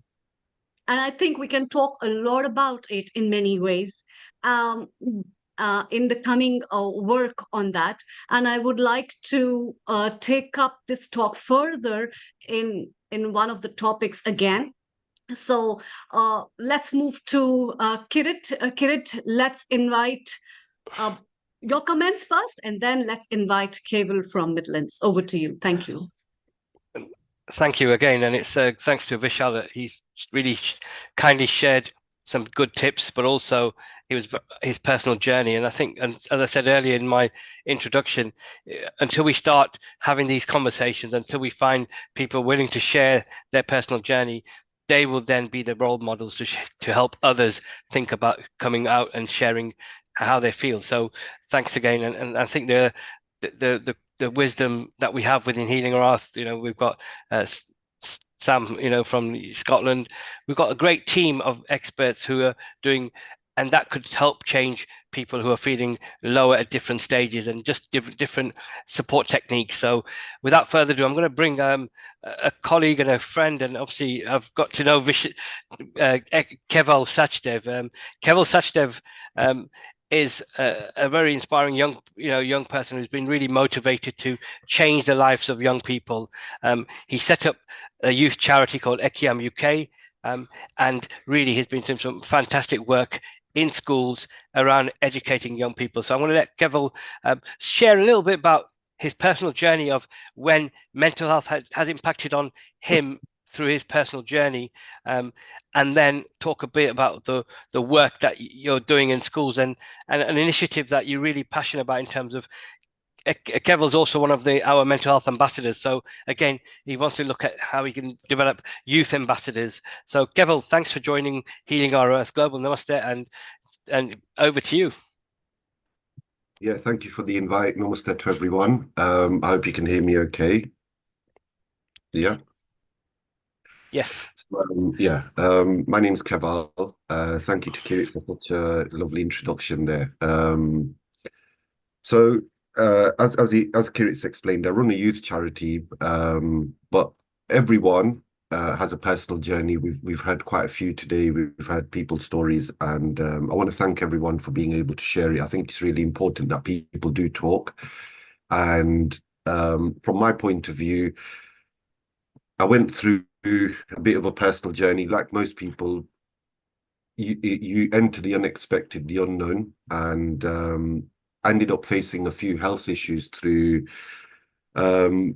probably at the back end of something that most people would describe not such a healthy relationship. It led to apparently, from what the doctors say, the stress caused my LCV, which is the left cardiovascular artery, to tear, which caused a blood clot. That was literally half an inch from my heart. If that had have moved, it could have killed me. Through that as well, that caused what they suspected to be my body mimicking a heart attack. So during my recovery from that, which was hard enough already, the doctors had said, there's an 80% chance you won't leave the hospital. So call your family, speak to your family, friends. And, one of the people I actually rang, spoke to, as well as my family, Kiri, and explaining that, look, I'm going through all of this.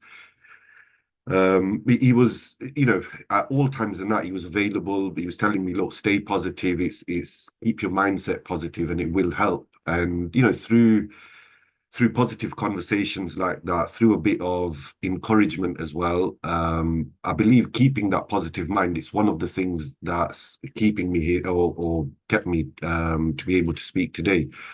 During that journey and recovery from the cardiovascular and the respiratory issues, I was diagnosed with an aggressive cancer.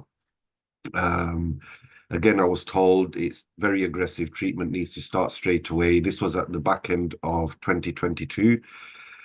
So most of the end of 2022 and most of last year, I was going through chemotherapy, treatments, etc. That journey was very, very hard.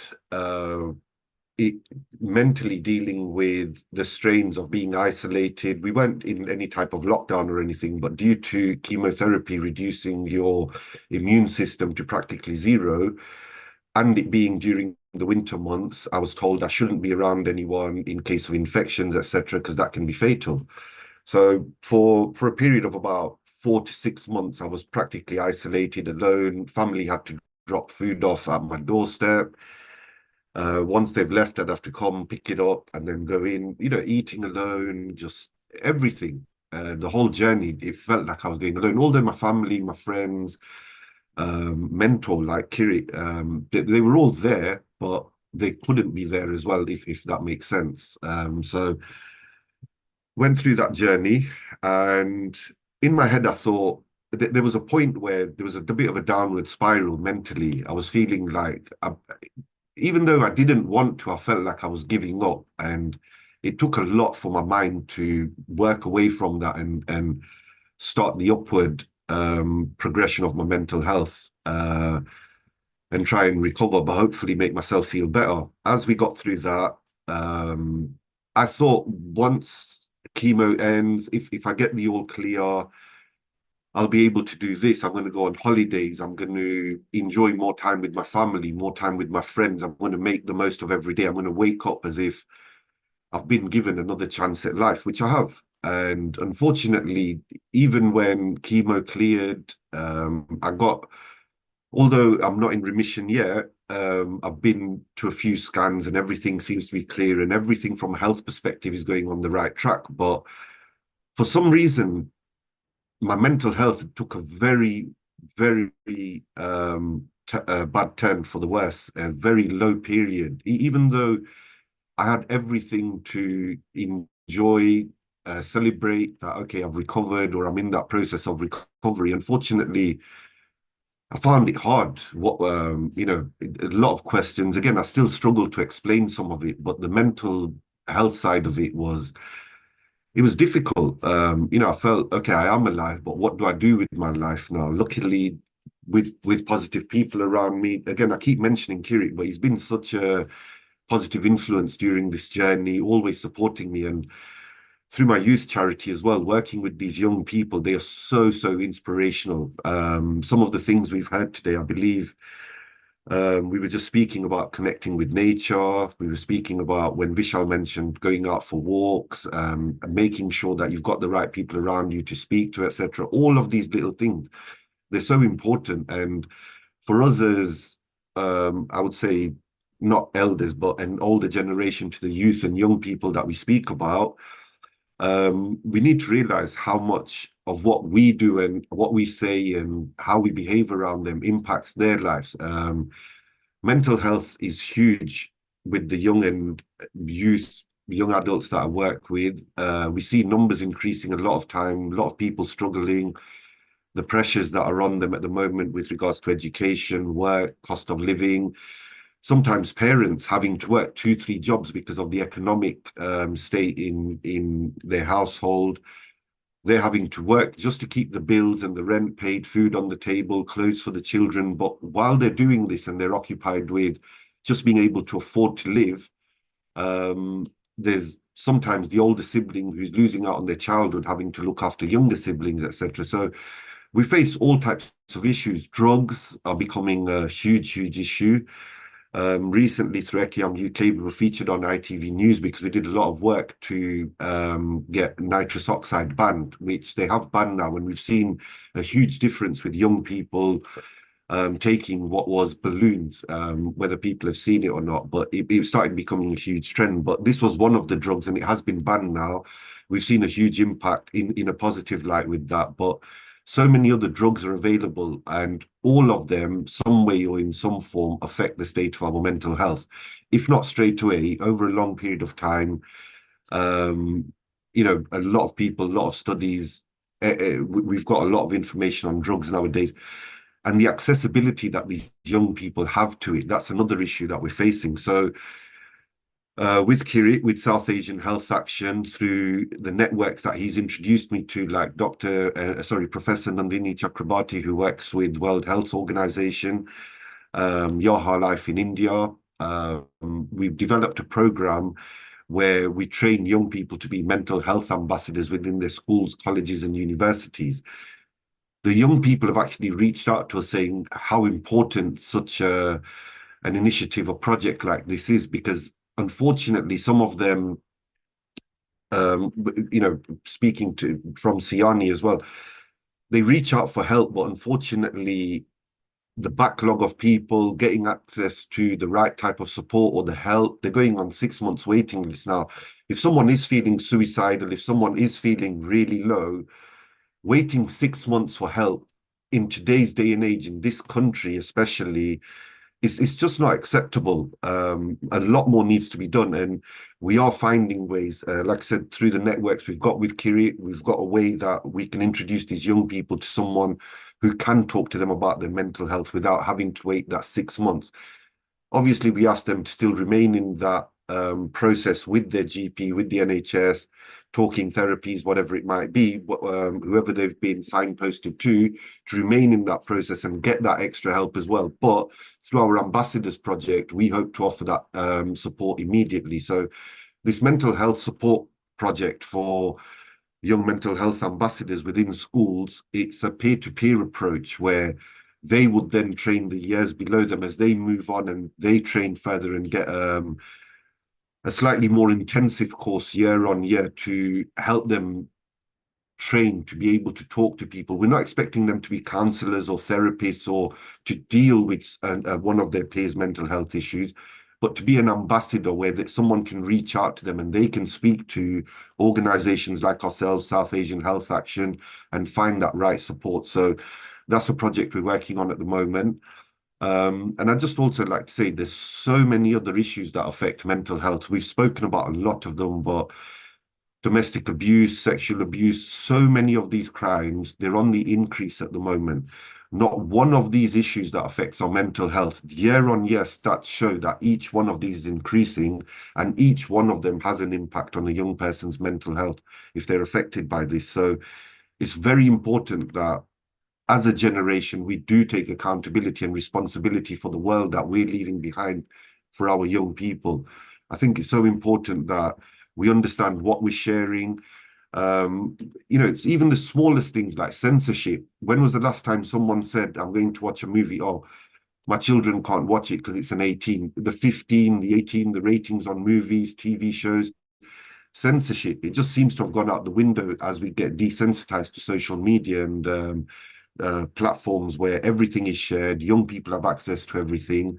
And, you know, their brains are not developed in a way to process what they're watching or the information that they have as an intake. So I think it's really important. I could talk for literally hours on all the different elements and issues, but I think one of the important things is I have to agree with Vaishali spoke earlier, and also, sorry, I forgot her name, but she was speaking just before me, but that connecting with nature is one of the most important things, and working with young people, I need to say that from their feedback, this is not me saying it, this is the voice of the young people that say connecting with nature, being able to be around animals, being around, just being able to take their shoes and socks off and walking on grass, being around trees, having that, just being next to a canal and listening to the water run by.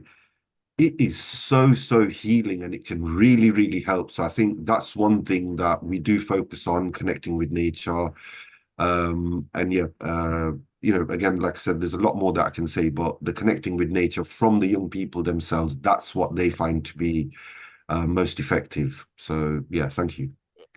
Thanks, Vishal. That's been thanks for sharing your personal journey, but also what we're going to do is we have going to have a panel discussion just shortly after we get Professor Farouk from Canada to share his excellent work. He's been around the globe as well, around talking therapy. So if anyone's got any questions, please put them in the chat or in your YouTube chat.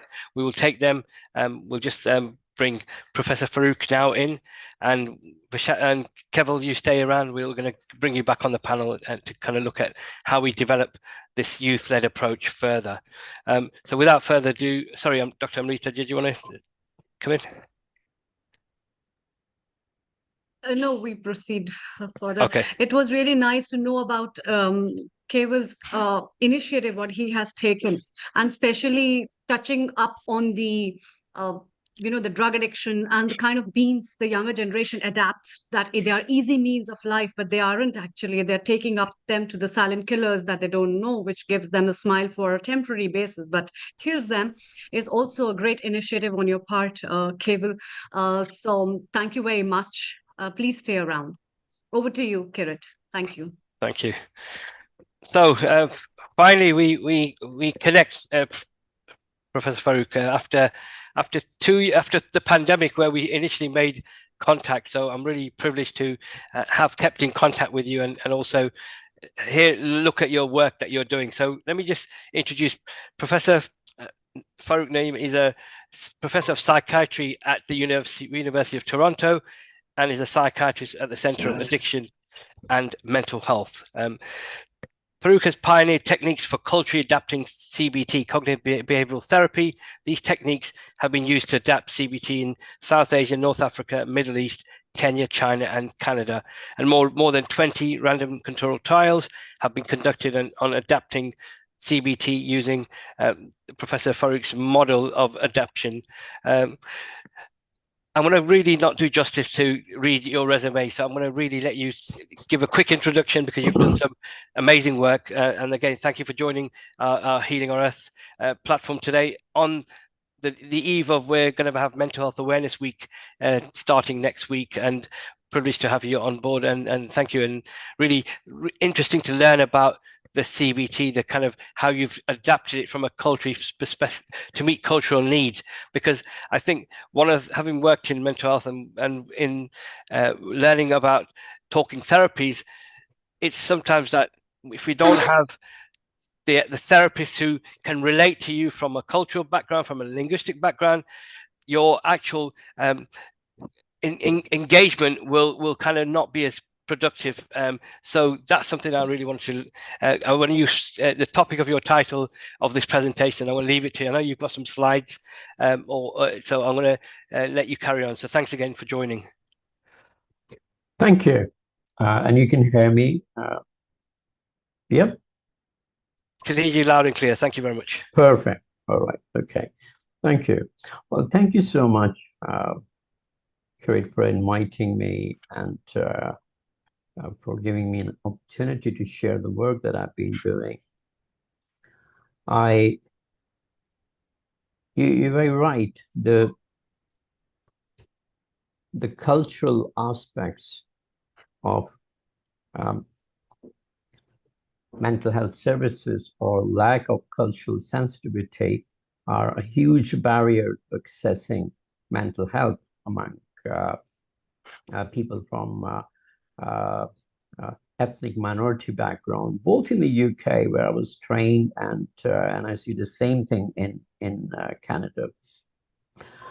I became interested in this topic in 2004, 5, 6, so nearly 20 years ago.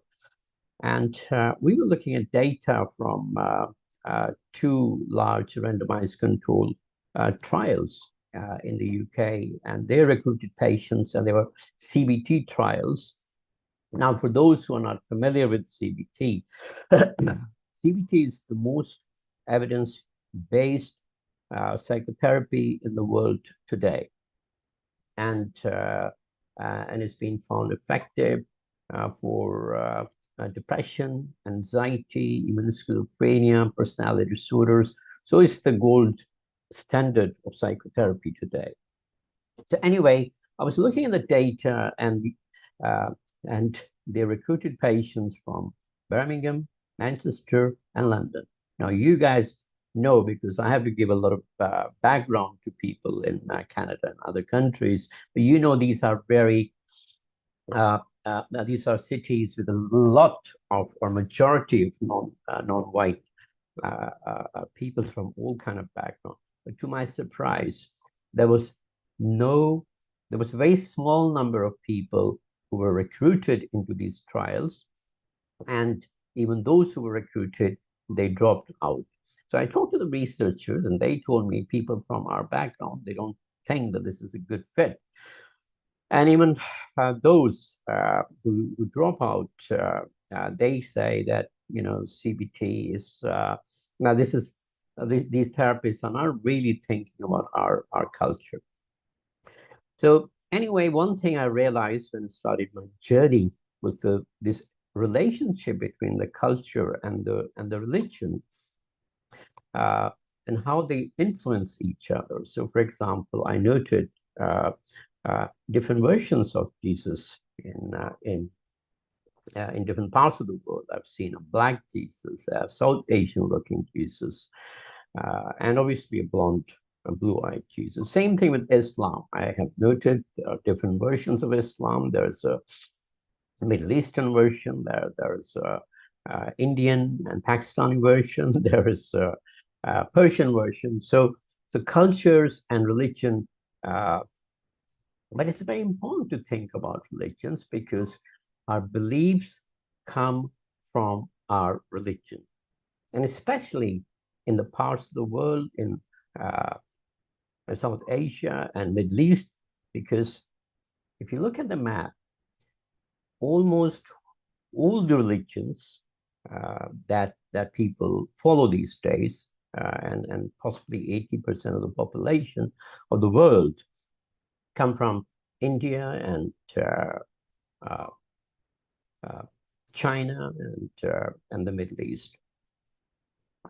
The Abrahamic religions, for example,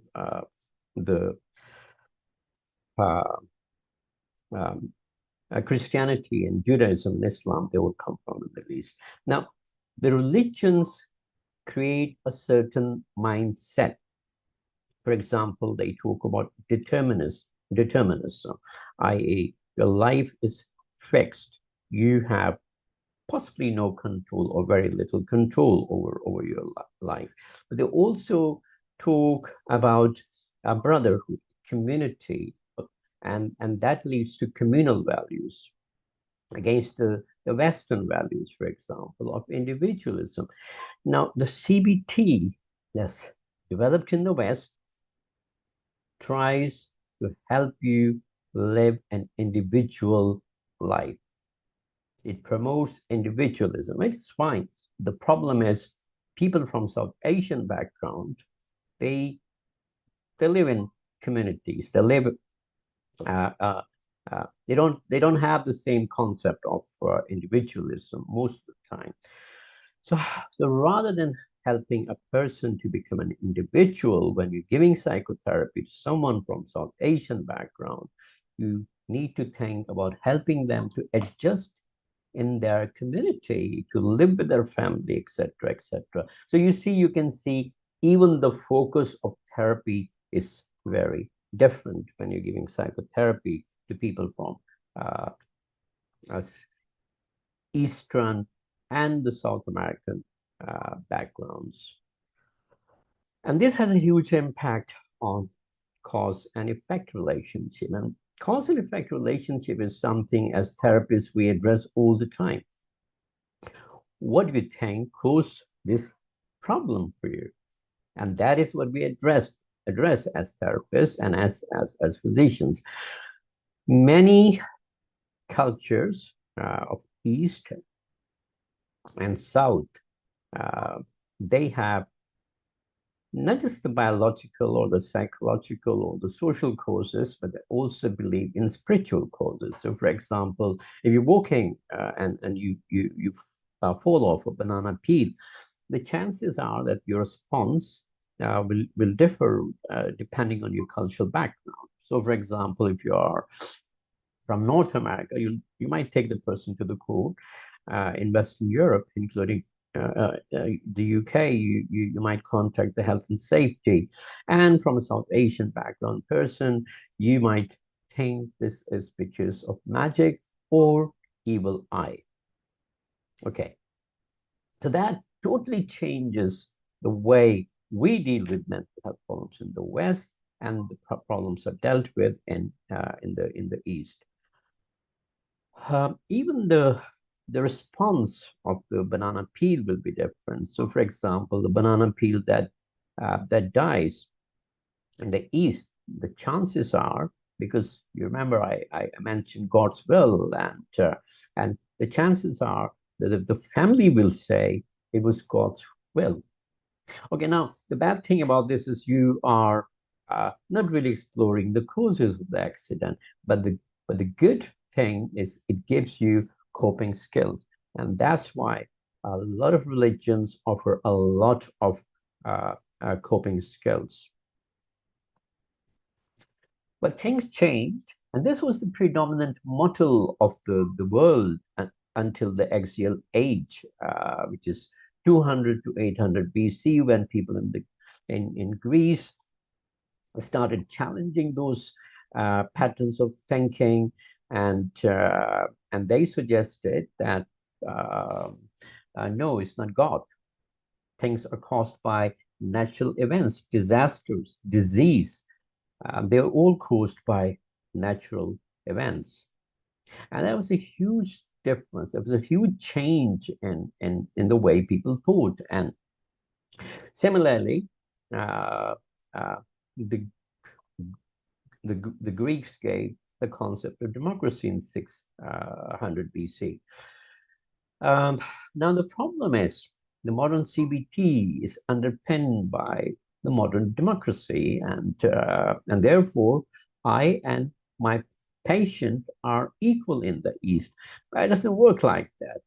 It's not just back home, but also for clients, the first generation, because they see you in a very high esteem as a therapist or as a doctor.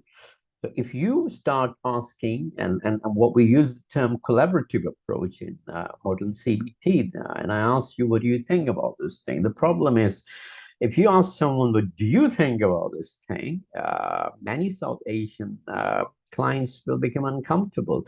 My very good friend, Ravi, we were trained in Liverpool, and then he went to India. He came back and for holiday for a few weeks, and I asked him how things going. So he started telling me about his experiences, and one was he asked an old lady, like we do in England, the way we train. So, how are you? What can I do to help you? And the lady replied You're the doctor, you should know what you should do to help me. So she was not even expecting a history or an assessment that we do, because you're seen in that kind of high esteem where you just should know, what to do. And so you can see how the cultural values are different. Even the communication style is different. In the West, and the communication style that CBT uses is the Socratic dialogue. So again, Socrates asked his students questions, so they arrive at a conclusion. But we don't have that style. We have the sermons. So against the Socratic dialogue, we have Christ's sermons, we have Buddha's sermons, we have saints' sermons. So people just go and listen to the people they think they're wise. The good thing is all the cultures paid attention to thinking styles. The most famous story in the ancient times was, and that's my guess, the story of the elephant and the six blind men. There was a Greek version, there was a Buddhist version, there was a Jain, a Hindu version, a Sufi version, and actually the first written version is you will find in the Holy Scriptures of Hinduism. So there is another thing that is common and has been common among people. They travel, they go for resources, whether it was Europeans traveling to the East during the 15th, 16th century.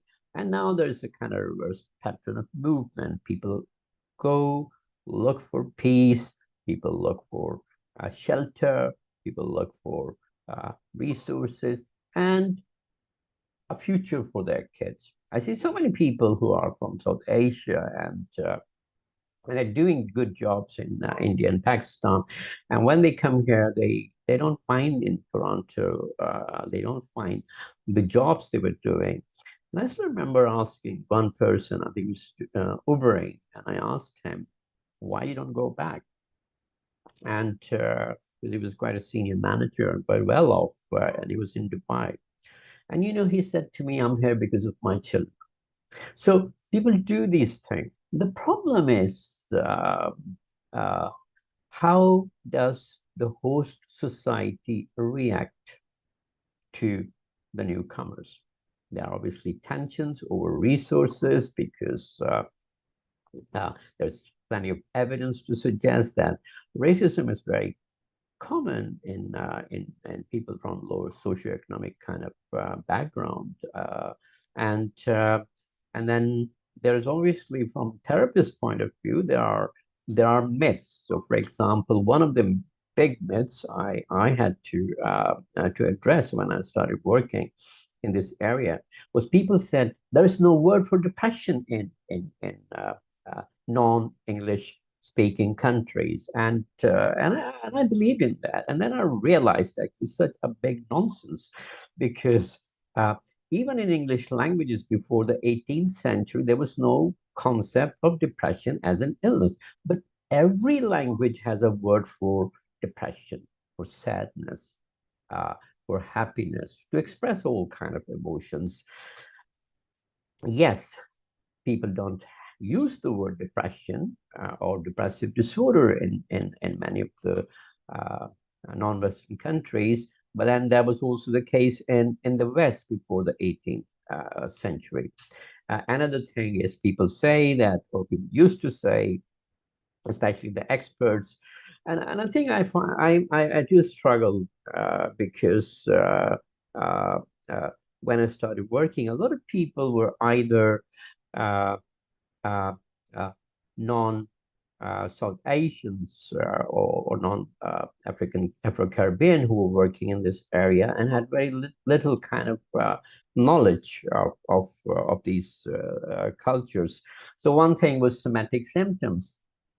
So many people believe that somatic symptoms are common in people from South Asian backgrounds because they somatize, they are not psychologically minded. So a lot of these kind of things. And actually, I realized that over the years, first of all, people have people from all cultures have possibly equal number of psychological mindedness or not. Another thing, we also need to remind ourselves that we have a lot of resources in our cultures. So in South Asia, for example, mindfulness is practiced in the West as a therapy these days. And similarly, we have other spiritual traditions like Sufism in Islam. So it's not really that people are not psychologically minded, people from South Asian kind of background, or they only somatize.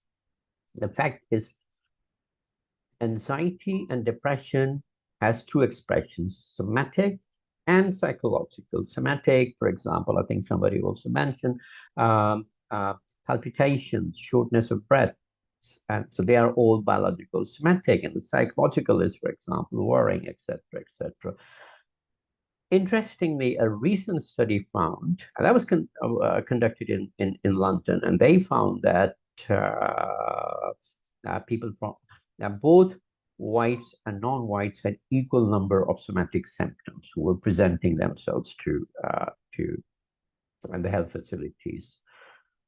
We developed a Southampton adaptation framework in 2009, and just to kind of keep it simple, my point is you need to think when you see someone from a different culture, you need to think about three things. First of all, and it's very common sense, you need to be aware of their culture. And honestly, this is the biggest kind of barrier to convince people. Go and read a little bit about the culture of the patient that you are going to see. And the second is assessment and engagement. For example, in England, I noticed there are so many second and third generation who are actually less acculturated than many first generation immigrants in the UK. And that's because people preserve their culture. People stick to their cultural norms and values. That's why people live in these small neighborhoods. You know, in Toronto, we have a little Portugal, we have a little Italy, we have a little China, and all kind of places. So assessment, so that you know how acculturated this person is, and finally some adjustments in therapy. But how much time do I have? Right, I think 5 minutes. Yeah, 5 minutes. That's great. Thank you. Perfect. Yeah. Just going to kind of quickly share some of the barriers. The first one and the biggest one is the family. Family can be a source of conflict and distress, but family can also be very useful in helping people become engaged with therapy, with bringing them for appointments and to help them with the homework, etc., etc. Language and communication patterns, something that people need to think about. I already mentioned our communication style is very different from the Western Socratic dialogue. Shame and guilt. People experience trauma, and I think it's quite sort of interesting because most of the research on racial trauma is on African and Caribbean people, and I remember many people both in the UK and here from South Asian background who have suffered or experienced racial trauma, and that has a huge impact on your mental health. We don't really talk about these things, which is very unfortunate.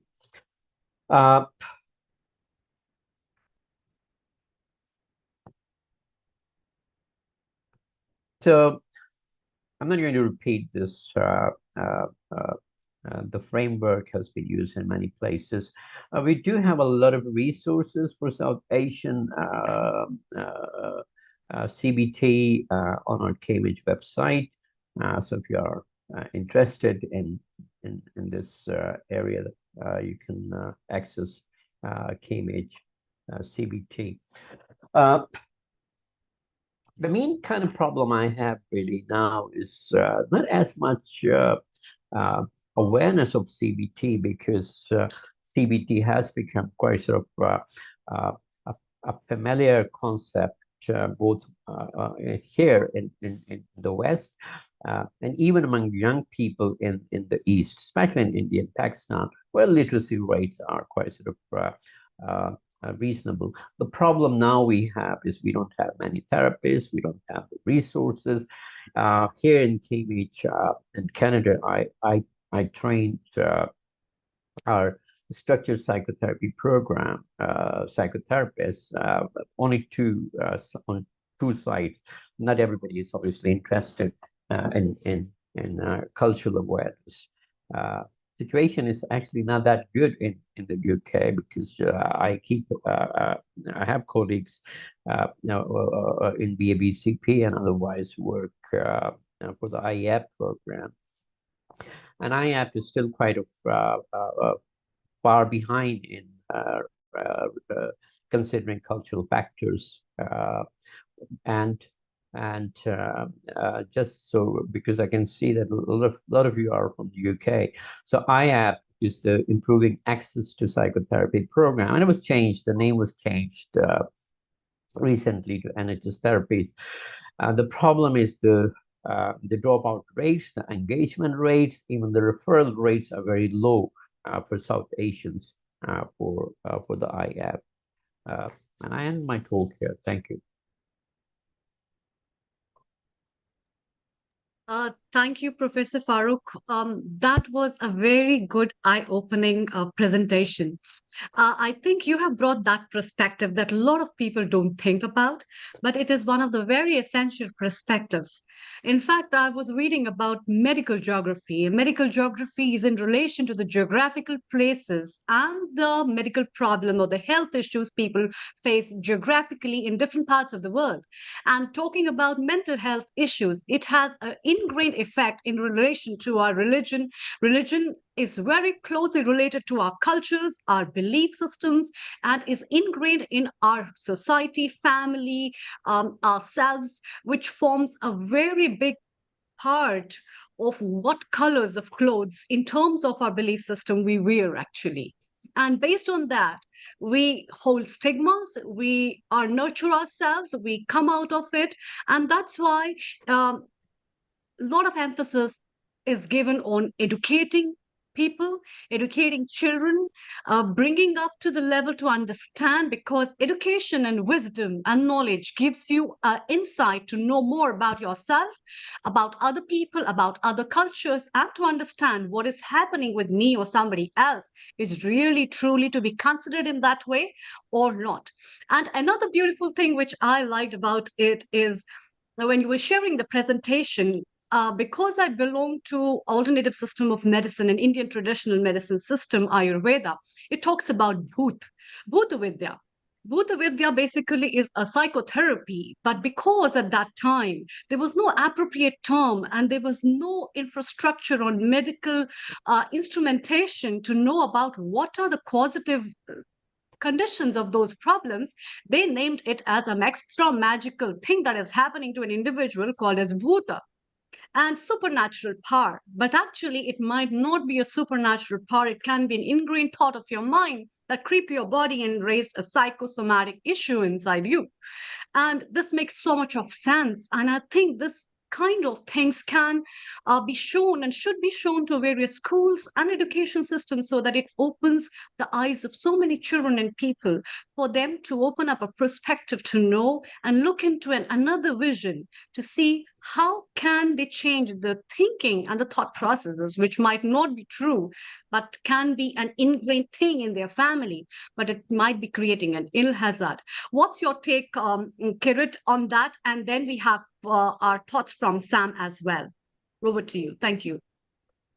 I think the presentation from Professor Farooq was excellent in terms of the cultural adaptations that's needed, and we've got to start early on, not when they get to, okay, when they're training to be psychiatrists at university, but I think it's got to be earlier on. They need to have that exposure while they're training into the community as well. So when they're, doing their university degrees, they need to have that exposure and coming to work in charities like ours so they get the kind of engagement. And I think it's glad you raised the poor engagement around randomized controlled trials from our communities. This is exactly what we are now having to engage with medical charities, institutions to say, let's help you recruit people from our communities so that those trials can be more appropriate and hopefully help the future generation. So this is something that I'm glad that our charity has been engaged more around recruitment in clinical trials and research. But thank you for that presentation. It's amazing. I think this is going to be a great session to end in terms of any conversations, but I'll pass it back to Sam as well if he wants to give his thoughts. Over to you, Sam. Yeah. Okay. Thank I you. was given opportunity for people in the jail to do the mental health because they came to one of the brain injury hospital for 3 months. Then they have to go back in the community or go back to jail. They had the choice. And there I used 2 techniques. One was obviously pranayama anyway. Then I use also the 5-finger technique. Each finger connects to different emotion. Just by exercising your finger, it can promote relax like like a lot of people, index finger connects to your kidney. So that's why when you go for exam or something, keep going to bathroom because your emotion. So just by rubbing in the ring finger like this, you can, or if you don't have the ring, just rubbing your finger like this, you can control your emotion. That's one technique. Another one was medically proven as well, EFT, emotional freedom technique, where you do tapping, which plays a very important part. Just tapping in your brain, creative jaw, your thymus gland, under the armpit. All this tapping can also reduce your mental health as well.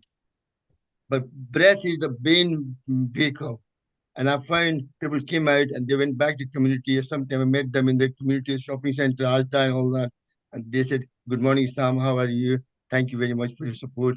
So that's what makes you feel you're doing the right thing. When people come out of the mental health and go back to community and live in the normal life back to which is excellent, and that's why it makes me feel work harder. And I'm glad to hear all of you, I'm learning a lot of new things from you, all of you as well. And that's why, I'm really pleased to be part of Neil Kumar, group. Is always something new. You're learning every day, new technique. The day I die, I'll be learning every day and teaching other people how to cope with all the mental health is a big issue. We all have mental health. We all go through that stress from the main thing is prana. More prana you have, less mental health you have to cope with it. It's all about stress. Stress, how do you reduce your stress? It plays a very important part in overall controlling your mental. Thank you. Any question I can answer? Thank you, Sam, and we'll come back to you in a moment. Professor Farooq, you are methodical, academical, cultural, and holistic. So Cassandra from Cyprus wants to ask you a question.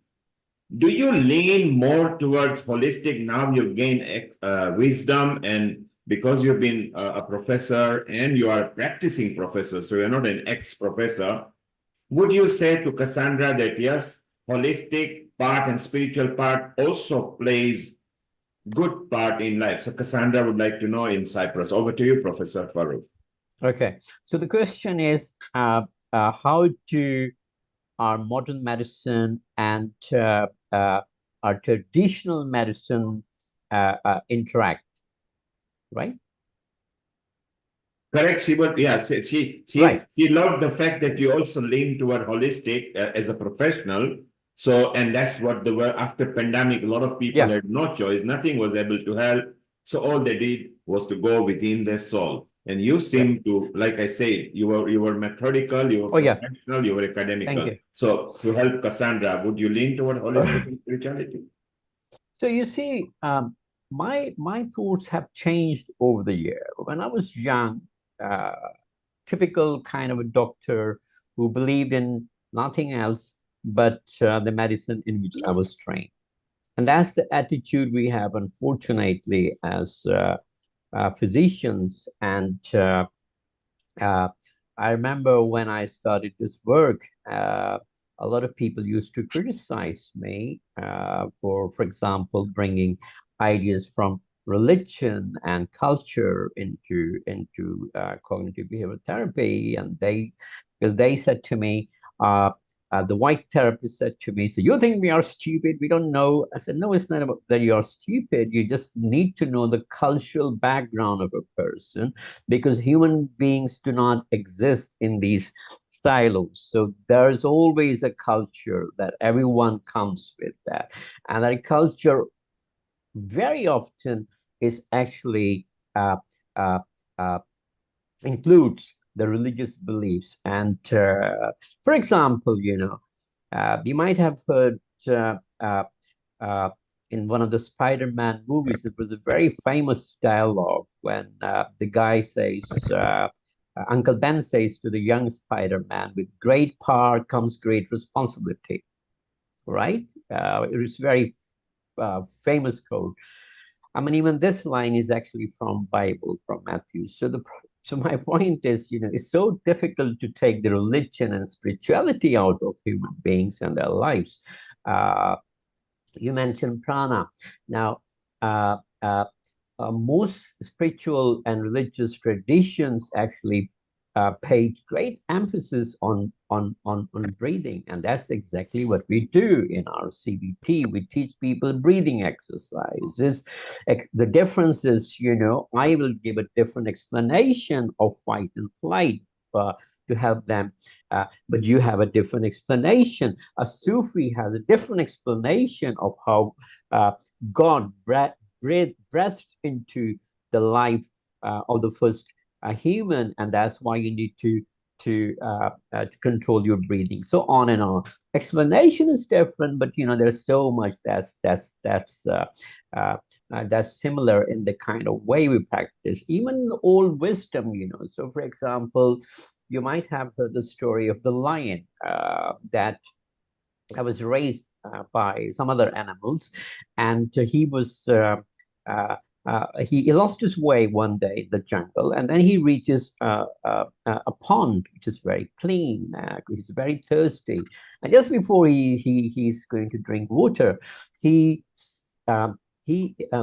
another lion in the water who actually roars at him. So he's scared, and this goes on for a few minutes.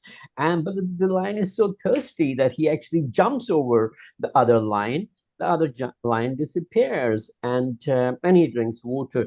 Now, this is what we call exposure in modern CBT language. So if you want to help someone to overcome fear, you gradually expose them to that situation that makes them afraid of whatever, right?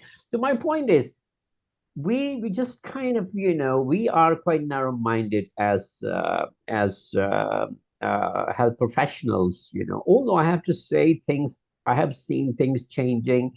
It was a sin to talk about religion and spirituality when I was training, which as I said, I completed my training in 2005. And it was we never talked about religion or spirituality in our case conferences, in our case discussions, but people are a little bit more open to that. So going back to the original question, I really think these traditions should work together. And I'll just leave with the one example, and the example is of mindfulness-based CBT. So mindfulness-based CBT, which is very popular in the West, combines mindfulness and cognitive behavioral therapy, and it's very popular. In fact, even mindfulness. The only problem is, but that's a different debate, the only problem is mindfulness is just practiced as a technique without the spiritual strengths that it brings in, and making it a little bit kind of an empty technique oriented kind of therapy. But my point is, it can be done. It has been done. Similarly, some other people have developed interventions in which they combine religion or spirituality with the CBT.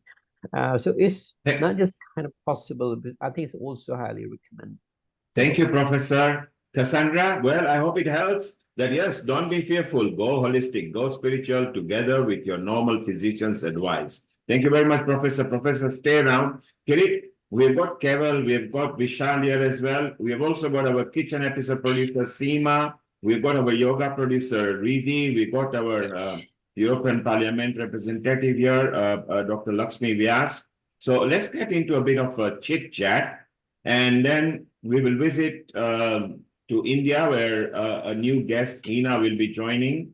She will also be part of it. So, Kirit, what we do, let's have a mini chit chat with Keval and Vishal, and then we want to go to Hina in India, a bit of somatic, so we might get some perception from her. So, Kirit, over to you for a moment.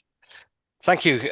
So, as we've got this privileged panel now, just wanted to kind of ask you, Vishal particularly, and also Keval, from the thoughts of what the professor's given in his presentation, how do we really make the interventions culturally relevant? And from your experiences, what was missing that we need to kind of help shape these kind of therapies or techniques, really? So is there one thing that you think was missing that the professors just put a little light bulb to kind of make you think about, oh, this would have been useful if the therapist or the clinician worked with me in this way?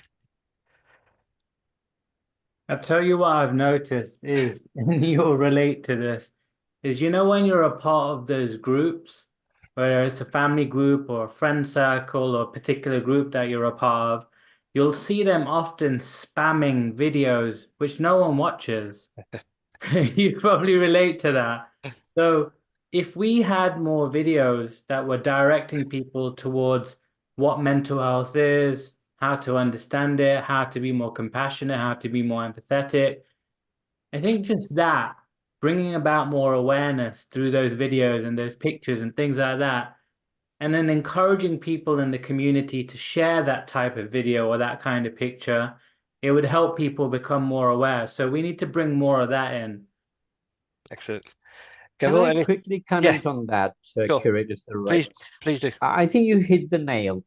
You see, the problem we have is because especially in the global mental health is led by researchers and thought leaders who have no idea of culture. We recently developed a video intervention for CBT for people who are not literate. And that was so well received.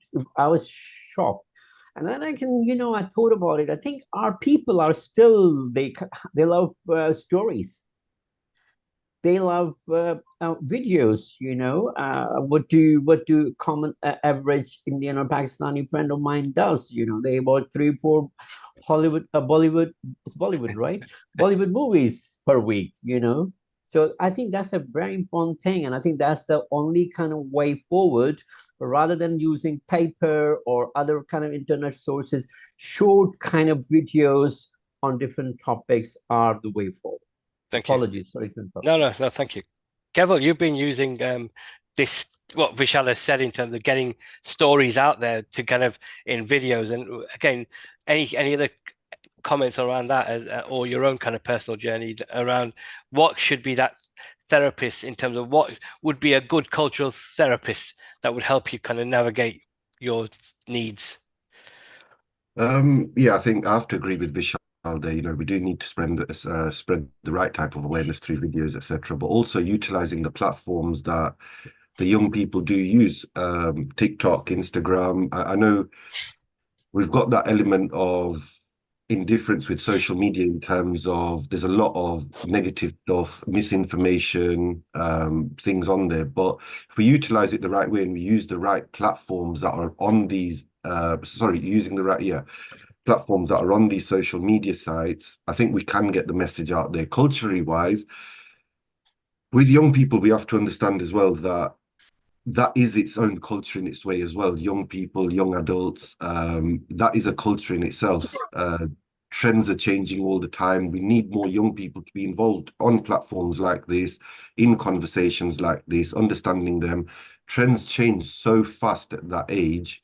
And we always seem to be playing catch up. We seem to be playing cure rather than prevention, where if we're working with the young people from the start, we're there during that process of transition as trends change, and we're actually ahead of it rather than trying to catch up with it.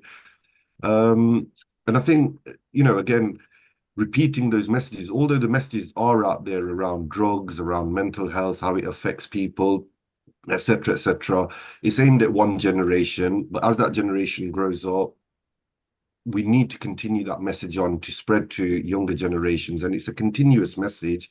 It's repetitive, but we do need to engage with them. I think we need more young people on platforms like this to share their opinion as well. Thank you, Vishal. Sorry, Kevin and Vishal, for your input on those, and Dr. Professor Farooq as well. And Kirit, we still don't want them to go. We want them to stay because we're going to carry on. Sure. Shortly, we'll be calling Hina. Meanwhile, Riddhi, you can tell the people about what's happening in the future episode. Then we bring Seema and Hina. Then we want Keval and Farooq and Vishal. We want to go into big chit-chat discussion as well. So, Riddhi, you can tell us what's happening in our future episodes, and here we go. Fantastic. So future episodes coming up now, we've got yoga and meditation. Yoga and meditation with a slight swing where we're actually focusing on the mental health element. We're looking specifically here at anxiety and depression and how to get around these things. What are some of the techniques? What are some of the strategies? What are some of the long-term things that we can start to commit to on a daily basis, the small steps which lead to the big action? Then on Sunday, 19th of May, we have Global Women, Glow Women. This is a very new platform that is being created at the moment, and it's all about today's women uniting for a better tomorrow and into the 22nd century, making that global impact, starting small, starting to grow, because everyone's got their own unique perspectives, and those perspectives create their reality. Then on Sunday, 26th of May, we have Integrated Health. Integrated Health is a platform now where we're starting to bring together all of the different modalities and focusing specifically on how it can actually help in the NHS. What are some of the different ways in which we can help people to heal, people to feel more holistically involved, and to be able to grow spiritually too. Right. On Sunday, the 2nd of June, we have World Environmental Day. Healing our earth, we take the ethos of we can only actually sustain ourselves by not breathing for no longer than 2 minutes. So we actually need the oxygen, we need the water, we need the environment to be able to support us. And even through yoga, we can actually see the different postures that we get ourselves into. A lot of those come from nature, being grounded and centered in nature. So World Environment Day is really going to be there to allow us to start to think about the global footprint that we are leaving on Mother Earth. Thank you, Riddhi. Fantastic. Stay around. We're going to come back to you. Keval, stay around. We're going to come back to you as well. So, Kirit, we have had a nice array of speakers over here. We started quite earlier, and we had an IIT expat as well, and we traveled to different countries. We want to carry on with our panel chat, but let's introduce a new member to our family. And Seema is going to tell us more about this personality, who I think for more than 20 years have been practicing healing in a different format. She's a certified somatic movement instructor, I believe, in Mumbai. Seema, tell us a bit more about Hina, who obviously exudes a very good motivating lectures and facilities and also does outreach in humanity so she can improve and mentor people. So over to you, Seema. Tell us more about it, and then we have Hina with a little session, maybe, and then we have a chit chat and a panel. Thank you so much for your kind words, Mr. Kumar. A very warm global namaste to everybody. I'd like to introduce you to Hina Sampath, based in Mumbai. I'd like to say a few words about this incredible, wonderful lady. As Mr. Neil Kumar mentioned, Hina Sampath is a certified somatic movement instructor. She's based in Mumbai, Maharashtra. A holistic healer, a trained yoga expert, skilled in aromatherapy, she makes her own skincare and healing serums.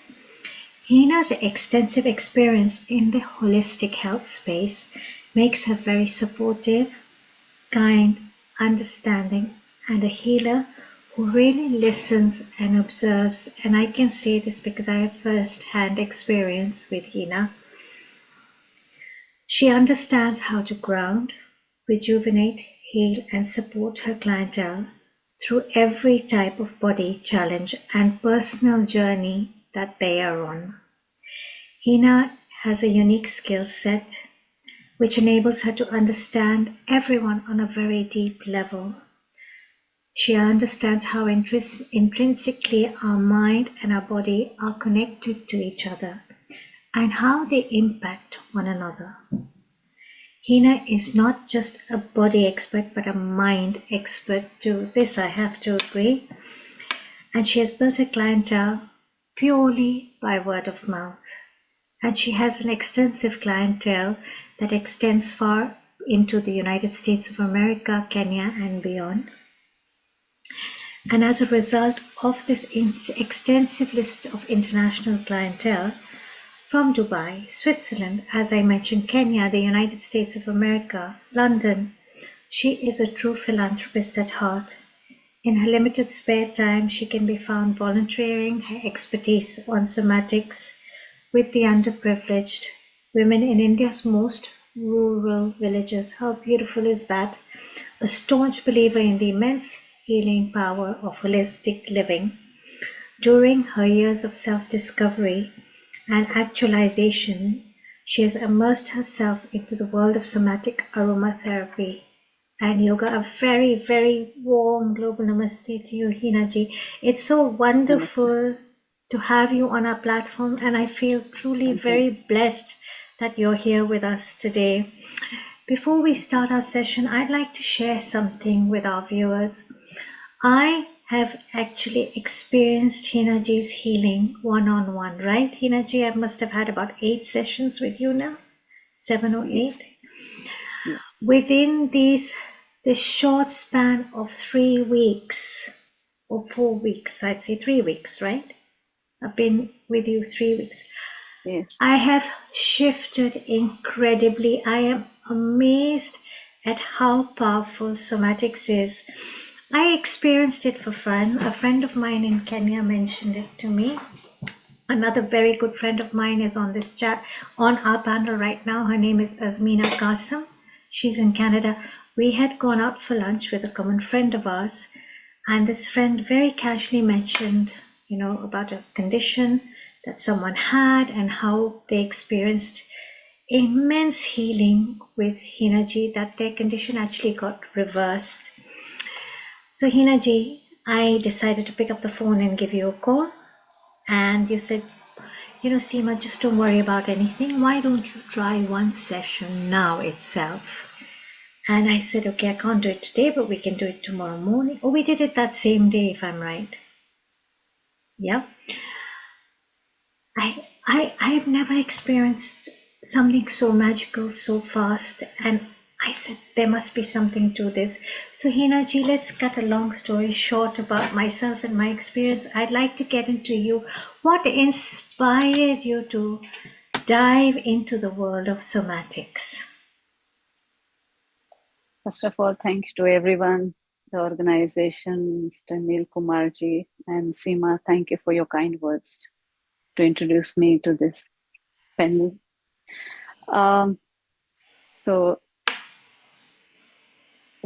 I was already in yoga and some aromatherapy, helping people in a different way. One day I come across this book by Thomas Hanna, who is a founder of the somatics. And after reading that book, I went to United States to do this course about somatics. And after that, everything changed in my personal level with my clients. Everything changed the way I even look at them, work with them.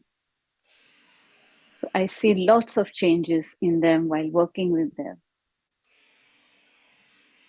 So somatics is of the body and helps in many ways, especially in re-education of your nervous system, your muscles, to get back to your normal system.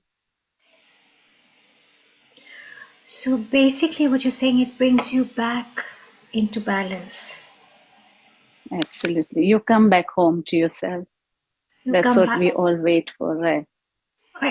I think that's absolutely correct. You know, as you said, you come back home to yourself. We all explore so many modalities, spiritual modalities, to come back home to ourselves.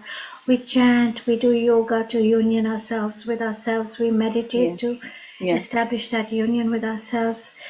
And I had never experienced somatics before. I'd seen a lot on Instagram recently about somatic yoga and the somatic breath, but I never really paid much attention to it.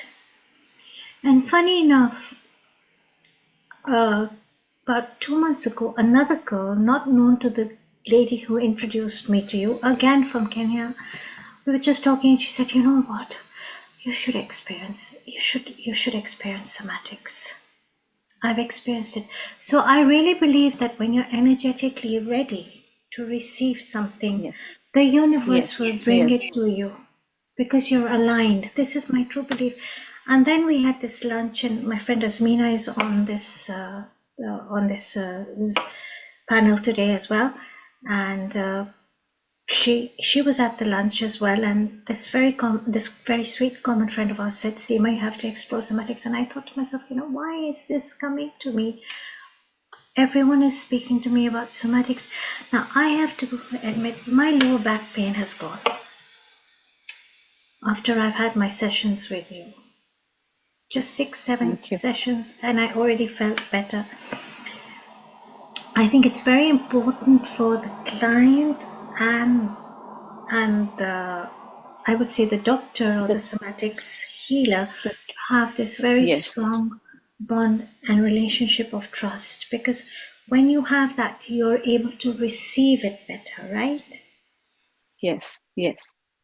You integrate with yourself in a better way. So my question is when you put us down for our somatic healing, and every time you see me, you say, "Oh, you're better today. I can see it from your face." Do you see the aura of the client? Do you see the body? Do you scan the body? What is it? Or are you just in tune with the person's energy? Yes. So I'm in tune with you. I work with your nervous system. So I work with your nervous system. So I'm integrated with you. And so that's there what are changes. That's what the training teaches you, right? And yes. Each session, it's almost like a computer, right? Each session deletes whatever stored memory we have. This is what I'm experiencing right now. Yes. Yeah. Yes. So all over the time of period of our life, we tend to store different stories in us in a different way, whether it's in a trauma way or some accidents or some thought process which is not gone out of your mind, all the time working with you, because that stores storage in your body. The stores goes on storing. So that becomes a habitual pattern sometime in your body in some area. So how do I reach to that? That becomes like a chronic pain and still comes back to you every time. Right. And yes.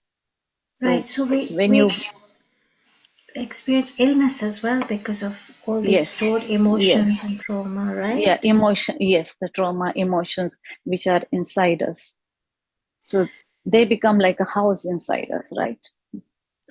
Indeed, it's Yes, they become a yes, home inside us, and yes, and the somatics energetically works into it and pulls it out from the root, right? yes, yes, yes, it does. Now you have an extensive client base all over the world. Would you like to share one or two experiences any of your clients have of immense healing or emotional shifts or anything that they've Yes, experienced? There we are. yeah, We have the video coming up. We would love to see this video. We have no volume.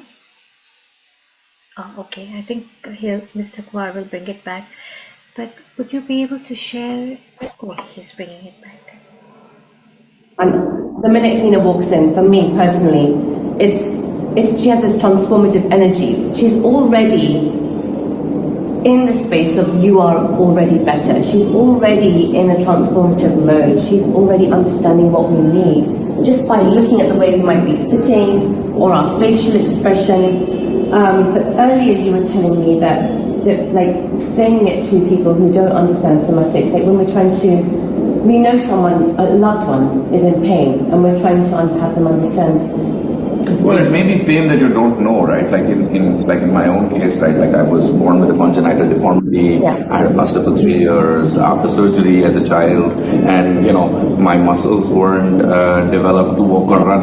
I just didn't do some of the natural movements that children do when they start to walk and balance. And suddenly I found that I could. Within I think 6 months of my sessions with I was able to place my foot completely along the floor and feel the ground for the first time. I've gone to many physiotherapists who told me, if you'd have come to me when you were younger, this could have been resolved. And I also now, when I'm walking, I can feel that my whole foot is on the ground. I mean, it's hard for me to explain because, most people do not have a congenital deformity, so they won't know when their legs are straightened like this from this angle. No, absolutely. And most people are not really don't really have their feet on the ground. Yeah. In the real term. Right. And Wow, that's amazing. So basically, I didn't get the full gist of it. He had a condition, right, where his muscles were not strong enough. Strong enough. So that came from his childhood when he was born like that, with his feet together. They were joined together. And they were separated after the surgery. But after that also, he had no feelings.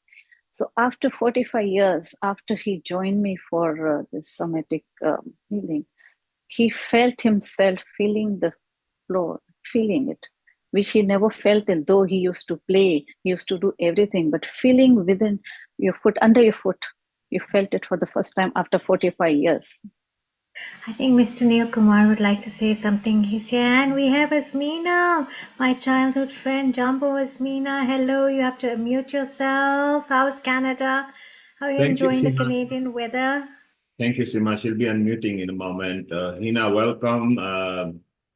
Relax, chillax. You are a part of Healing Our Earth. So what we will do, Hina, maybe you can do a mini session, whichever you like, and then we'll bring in more panels to talk so that people can experience what Seema experienced. Asmina, global namaste to you, and Seema was mentioning you. So now do unmute yourself and your comments to both of them. Over to you, Asmina. Sorry, it's a very early morning, so I'm still in my pajamas. That's why I put my video on. So amazing panel of discussions from the mental health. I'm getting such a perspective, various perspectives, and I think it's breaking the silence and being able to talk about it, which is really tremendous healing just in that. With somatic health, I mean, I've also in the path of yoga, and the yoga that I've been studying is Kundalini yoga, which really helped to align my nervous system. So with Hinaji, I relate to the aspect of the nervous system, but it feels like you're going even more from the physical healing of Kundalini Yoga, which strengthens you, helps you hold positions for longer periods. You kind of have you break your mental patterning, I find, with Kundalini Yoga. But with somatic healing, it feels like it goes even deeper. It goes into your psychic, where you have repetitious thoughts, and it really affects parts of your body. So I'd really be interested in hearing more of how this works. How do you actually, it's almost like a web of thoughts that, they can constrain you, they can affect you health-wise, how you interact in the world. So that's what I would be really interested in hearing. Thank you so much. Thank you, And global Azmina. Very good namaste. morning to you. Stay around. We'll be back with you. So, Seema, as you saw that Azmina brought the yoga part of it. Well, who better than our yoga guru and expert from Patanjali as well, from Scotland, and our producer at Healing Our Earth in yoga, Riddhi, and one of our experts who is not here, I can't see, Vaishali, who is actually from Kundalini and Chakra. But when she comes, we will ask her, and Amrita. So we'll listen to 1 minute comment from them. Go to Hina. Hina, you can just do a nice 5-7 minute session. Then we bring people back in and we can chit chat with our other people because we are in a chit chat panel discussion. Sam, your comment about having yoga to help as well, and in line with what Hina has actually done in her course of life. Like body has a lot of, even if you have a lot of prana, but it has to flow freely throughout your body, through the nervous system. If it doesn't flow, if there's a blockage, it creates a disease. That's why हम लोग कहते हैं पूरा दुनिया का बोझ कंधा पे उठाए हुए हैं. Energy is blocked there. So you have to open up the energy channel. In my class, every class, I do 5 clapping. One is making a cup like this 5 times, and then across here, then across there, both sides, and then the lung meridian around the chest, which is very important for the prana, to open up all the energy channel, which helps to vitalize it. Next is the vagus nerve. Vagus nerve is the super highway of nervous fiber system, which goes from the brain, goes through the back of the ear, around the neck, into all the organs, to the back passage. Its main job is to make the body into what we call a parasympathetic nervous system. So energy can flow freely and body de-stress itself. Stress is one of the biggest cause of ill health, even mental health. There's 3 kinds of stress: physical stress, chemical stress, emotional stress. And that affects your body, your mood, and your behavior. So you have to control all that. So prana is all to do with the prana. And next week's topic is also about, the stress and all that anyway. So I'll keep that topic for if I invited for next week lecture anyway. But Thank the you, biggest Sam. thank you. The biggest Sam, is very and important. you are a resident member, and of course you are there in the yoga episode. We can't have one without you. You are definitely there. So you actually echo what Azmina said. It's nice to include, she mentioned Kundalini particularly, yoga, and Seema has got a direct, very recent experience with Hina, and Seema is a very senior, Seema is a healer herself, so I'm sure it was a two-way process as she was listening. It must have been going there well as well. Amrita, you, and we go to Riddhi first. Riddhi, your comment on what Azmina said and what Hina has said so far. A global namaste to you all. And Hina, I think that is a beautiful thing that you teach everyone, is how to actually be able to unlock the somatics. I think so many times as yoga teachers in classes, we see students that are holding on to tension in their system. They've got that edginess where they just can't actually get into a state of stitha. So they keep moving, they keep feeling that shakiness throughout their system. And it's not actually until they get into those holding asanas, when they actually start to unlock the somatics, that they start to experience the beauty behind it all. The beauty that connects the breath and the mind together, which enables them to get into the whole cultural awareness of which we were speaking about earlier, which is the beliefs and the values also being able to control through the breathing, through the kundalini, through the chakras, the energy centers that we have throughout the system, to be able to unlock the area of tension, to be able to breathe into that area of tension, and to be able to release and let go and realize that it no longer serves them. So I think it's a beautiful thing to do, to have a grounded somatic practice. Could you please give us a demonstration of how to do that? So there you are, Hina. Someone else wants a demonstration as well. And Amrita, you of course follow all this, and you are one of our experts, and you mentor so many people around the world. Your comments so far before we go to Hina? Thank you, Neil Kumar. Thank you, everyone, for sharing your beautiful insights on the topic of how somatics are related with mental health. I think it's a blueprint of your body. So your body, whatever your body is doing in the terms of actions, is stored somewhere, and water is one of the mediums.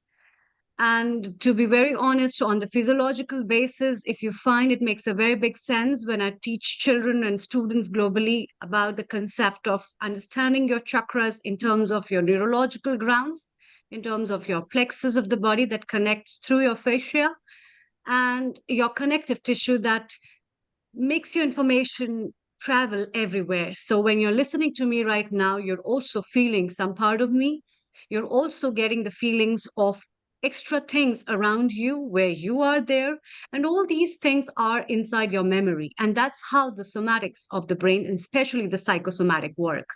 And whenever these kind of teaching modalities in terms of holistic health are related in relation to whether we say mindful exercises, or in terms of yoga, or in terms of meditation, pranayama, chakra healing, energy healings, or any things in relation to that, or even the cognitive behavior therapies.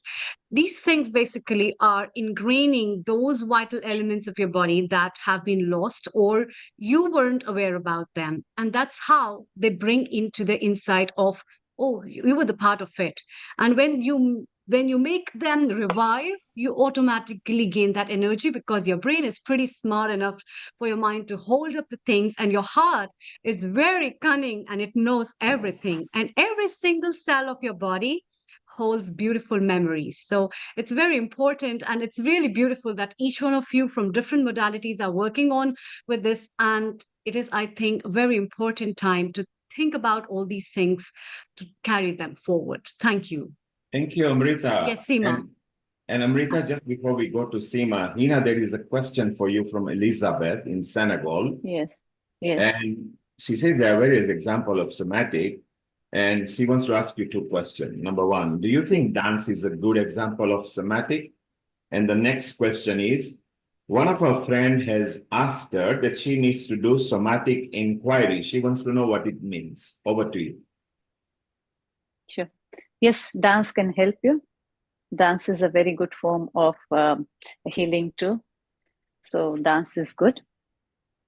And the second question is, yes, I think Seema has she can help that I'm person actually as going well. to say this out loud right now for all our viewers. So if you'd like to contact Ms. Hina Sampath, her email address is somaticsyoga, that's SOMATICS yoga, that's one word, @gmail.com. I will be putting her email address and her phone number into the chat here as well.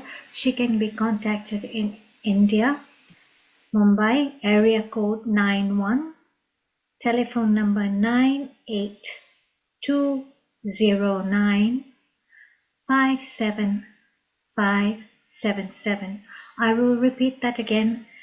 Maharashtra, India, area code 91, telephone number 98209 57577.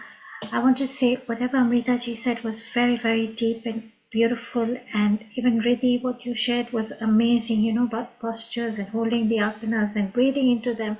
and becoming, as you said, culturally aware. There's a saying I have discovered that I've been doing yoga, I've been going to the gym, Hinaji, I've been sitting down to meditate. And you told me, Seema, now that you've come here, this time is yours, and you need to do nothing. Said, just give yourself to me, surrender yourself to me, and let the somatics take care of you. This is the easiest modality I have ever followed and the most effective in the 57 years of my life. From the age of 20, or 19, I've been exploring yoga, I've been exploring meditation. Every school is beautiful. Every school brings a gift, but the easiest, fastest, and most effective modality has been with you. And I can't express enough gratitude to you because you have been amazing for me. Truly amazing. Asmina, I know you're watching, and to our friend in Nairobi, childhood friend, you guys are amazing. Thank you, Asmina, and thank you. You know who I'm talking about, the girl in Nairobi who referred me to you. And I'd just like to say, if you haven't tried somatics, book one session with Hinaji, and you will not regret it. It's been amazing. Really. Now, Thank you for your kind words. We did ask you, Neil Kumarji did ask you if you can do a mini session with all of us here. Do you need one person to work with, or can you just send the energy out to a whole group of people? Yes, I can work with the whole group. That's not a problem. Do you have enough space in all of you? You have to sit down and write? Okay, that's fine. We can sit and do it. Okay. So all of you have to just close your eyes. So when you close your eyes, it helps you to integrate with yourself in a better way. So close your eyes and just be there. And feel how you feel in this place where you're sitting. Are you grounded? What I feel? What does my body feel?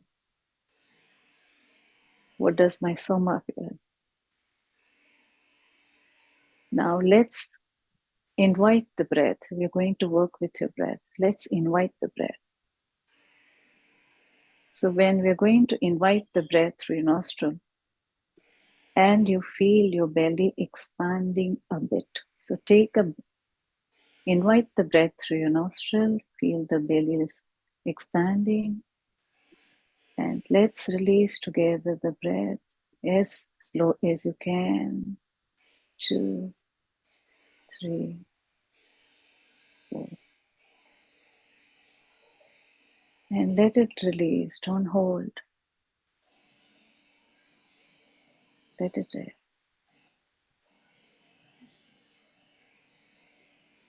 We come back to the nostril again, taking a breath, inviting the breath, slowly, gently. As you invite the breath, you feel your belly expanding a bit. I don't force, I let it go. Then we release together. 1, 2, 3. I don't force myself to go. I just let go. I don't hold. I let the breath do there. Rest. We'll do 2 particular rounds again. Invite the breath through your nostril. Feel the belly expanding gently, softly. Going to release together. Release. 1, 2, 3. Just rest. Rest. Going to do 1 more round of this. Take it, invite the gentle breath. Feel the belly expanding. Release. 1, 2, 3. Let it go. Let it go. Rest. Rest. Rest. Don't hold. Rest. Just be there with your eyes closed. Just be there with your eyes closed.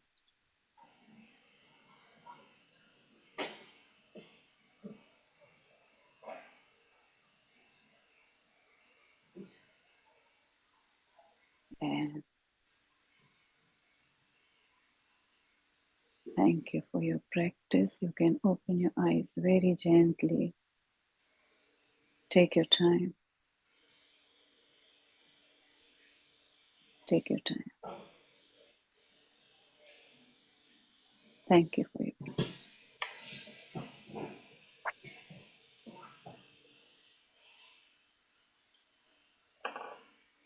Thank you. I think I'm very blessed because I was able to get 2 sessions with you today. One in the morning and a mini session now. I'd like to ask Riddhi how she's feeling because I can see a big smile of relaxation on her face. And Riddhi, by the way, is a very, very big expert of ours. She's very eloquent. She speaks beautifully. Hinaji, she's a lawyer. And she's also very well versed in yoga and the Vedas. She's such an amazing girl and she's so open to receive everything. So I'm starting with you, Riddhi. What did you feel?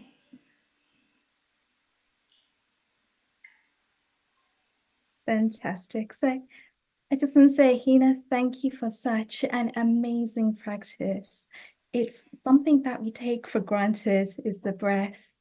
We just don't realize how much importance the breath plays in our day-to-day moments, in our day-to-day movements. And it's just fascinating to be able to surrender, to be able to step into a stage of just being silent, not having to do anything, not having to think about anything, just sitting absolutely still and experiencing the power of the breath and allowing that to guide us. So I think it's a beautiful practice just to start to get people to ground, to be able to get people to center, because it's from that moment of awareness, everything else unfolds. Lakshmi Devi, how do you feel? If you can unmute yourself, please. In a different world for a few minutes. I do a lot of yoga and meditation, and probably this is one of the first time that a little extra devotion was given to the abdominal area. You mentioned that when you inhale, the abdominal area will expand. That's the feeling which I have never got it before, and this is for the first time I got that sort of a feeling, which I thought was a very good way of conveying and approaching the different parts of the body. So and I also went into a trance for some time in the 3 to 4 minutes, whatever. And I really, really admire the way you conducted in this, sort of a platform where we were all sitting and we were all in different places, yet you reached all of us. Thank you.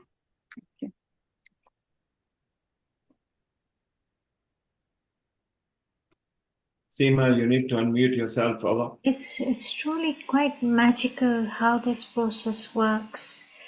I want to share with everyone. I think it's the more we are open to receiving it, the quicker we will shift. after each session, Hinaji asks us to take rest, and as you expressed, Lakshmi Didi, that you experienced, you kind of you blanked out a little bit. Many times after the sessions, when I close my eyes, I feel you want to be with yourself at that time. Your life starts to become more centered. You become more accepting of people and situations around you slowly. There's no magic one, but it starts happening from day one. The chatter of your mind slows down. Your awareness when you eat is more enhanced. Sometimes we just stand and we eat and we don't realize that we don't take that minute for ourselves, that sacred moment for ourselves. Your communication skills are enhanced. You aren't rushing through your conversation. You're more present with yourself and others. And it all starts with you. When we're present with ourselves, am I right, Hinaji? We Yes. can be present with others. When we're compassionate and we take this time out for ourselves. Look, everybody has something they need to heal from. It could be childhood trauma, it could be a physical condition, it could be an emotional issue, it could be battling with one's ego, it could be so many different factors that we're not even aware of. But when we take that time to do this for ourselves, and literally we speak about nourishing our bowl and filling our cup, but we really have to go out and take that time to do it for ourselves. I'm telling you all, in the 27 years I've been searching, I found my answer. I really have. And I would love you all to experience it. Please give it a shot, one shot. Hinaji, you're truly magical. Thank you Thank you so much. so, Thank you for your kind words. so Thank you. much. Thank you. Thank you for your Thank time. you. Thank you. Thank you. Anybody have any questions for Hinaji? Lataji, you can unmute yourself. Hi, Seema. Hi. Hi. Hi, Hina. Thank you. Hello. Hello. So I just thought I'd give you my experience of this somatic, because I have been coming across it lately, and I did want to research it and I wanted to dig into it. But thank you, Seema, for bringing it to the platform. And yeah, I mean, I think I went internally and opened up the chakras and also went back to the thing that's been nagging me all the time. And I think I released that and let it go. So, because that has been giving me a stiff neck or upper back, and that is very painful. So I think that may have shifted because I don't know where it came. It just wouldn't go, you know. So I'm fingers crossed it's gone. I'm feeling a lot lighter, and I connected to you, your energy. So I would like to experience a bit more of this experience. Yeah. Hinaji, we have a wonderful team of experts like our own Amrita Sharma, who's very well versed. She's over here in Ayurveda. Then we have our yoga producer Riddhi, and we have a Hollywood qualified beauty therapist who's also a healer and a chakra healer as well.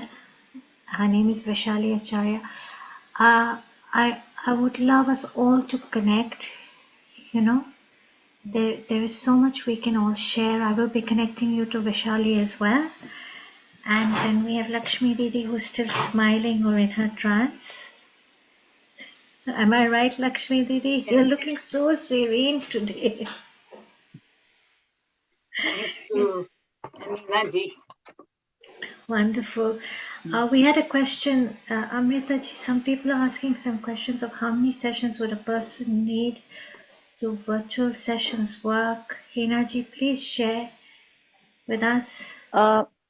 Yes. So how many sessions each person needs, it depends on the person, the history, what the person is has some problem, what kind of problem. So I do share the intake form with the people who wants to join. So I come to know that how, but it's difficult to say at that how many sessions you will need. It depends how fast the body is been able to receive and how old the whether the problem is the trauma is of the person and the age also is concerned. How old is the person? The younger you are, you get better faster. As you get older, so you can say the young people. So suppose you have a headache, they come to me. Within you can say 1.5 hours, they are fine.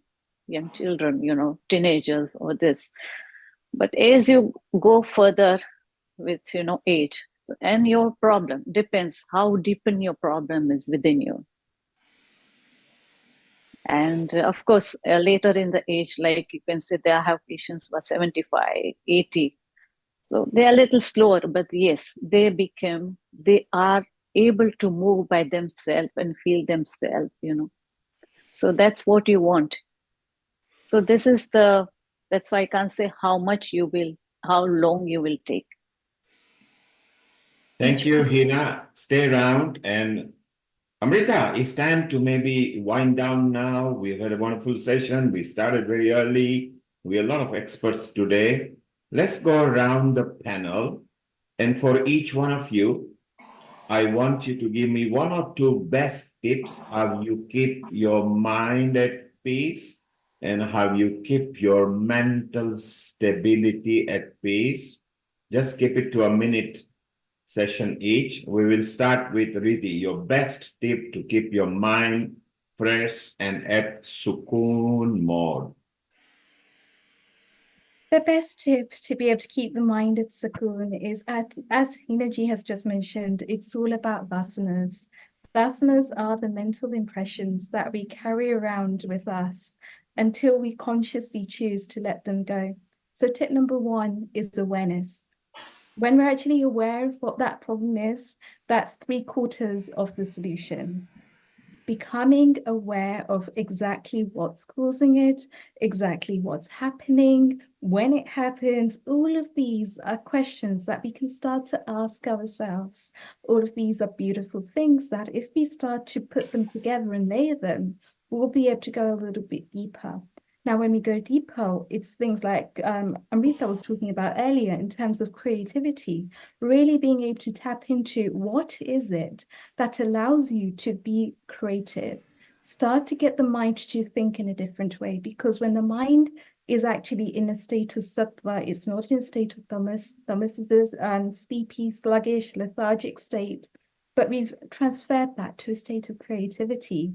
Now we can start to really get resourceful and get positively solving the problem, being able to take ourselves out of that problem, looking at it from a 360 bird's eye view and analyzing what's happening. And when we can start to analyze what's happening, we step into a state of rajas. Step into a state of rajas, we can actively do something about it. And that's what I will leave you with, is to actually be able to do something about it. If it's something that you can change, work out what specifically it is that needs to change and step into that. Thank you, Riddhi. Stay around. Amrita, let's go to you. 1 specific tip that keeps you mentally stable and your mind at peace all the time. Thank you, Neil Kumar. I think I would like to share 2 tips. 1 tip is always looking at the things that makes you happy and finding those things in life that makes you happy. May it be your children, your parents, things around you, or yourself looking into a mirror, whatever. And adding up the smile to the day basically will be adding up to that medicine that will help you keeping up with those negative thoughts that you catch up in the day. Or the second thing is also spending time with yourself. Maybe relishing a cup of tea or a coffee in your garden, looking at the sunset or sunrise. And the more time you will spend with nature, the more time you will spend with yourself, that will give you a moment of relaxation to think that yes, life has taken up a little pause. And I think these will definitely help everyone. So you can have morning walk, you can have a jogging, you can have an easy chair, you can have a light music and watch the sunset, or a rose or a garden visit will definitely energize you. Over to Thank you, Thank you, Neil Kumar. Amrita. Thank you, Amrita in India. Kirit in Midlands. Kirit, your main tip that keeps you stable and peaceful in your mind.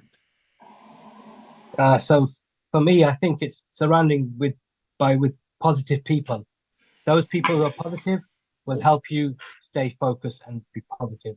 And secondly, it's also from today's session, it's about trying to implement some of these good practices. And I think we've talked about yoga, we talked about breathing, and obviously the last session was very powerful. So it's about mastering that for yourself, and then you'll know you're on that journey.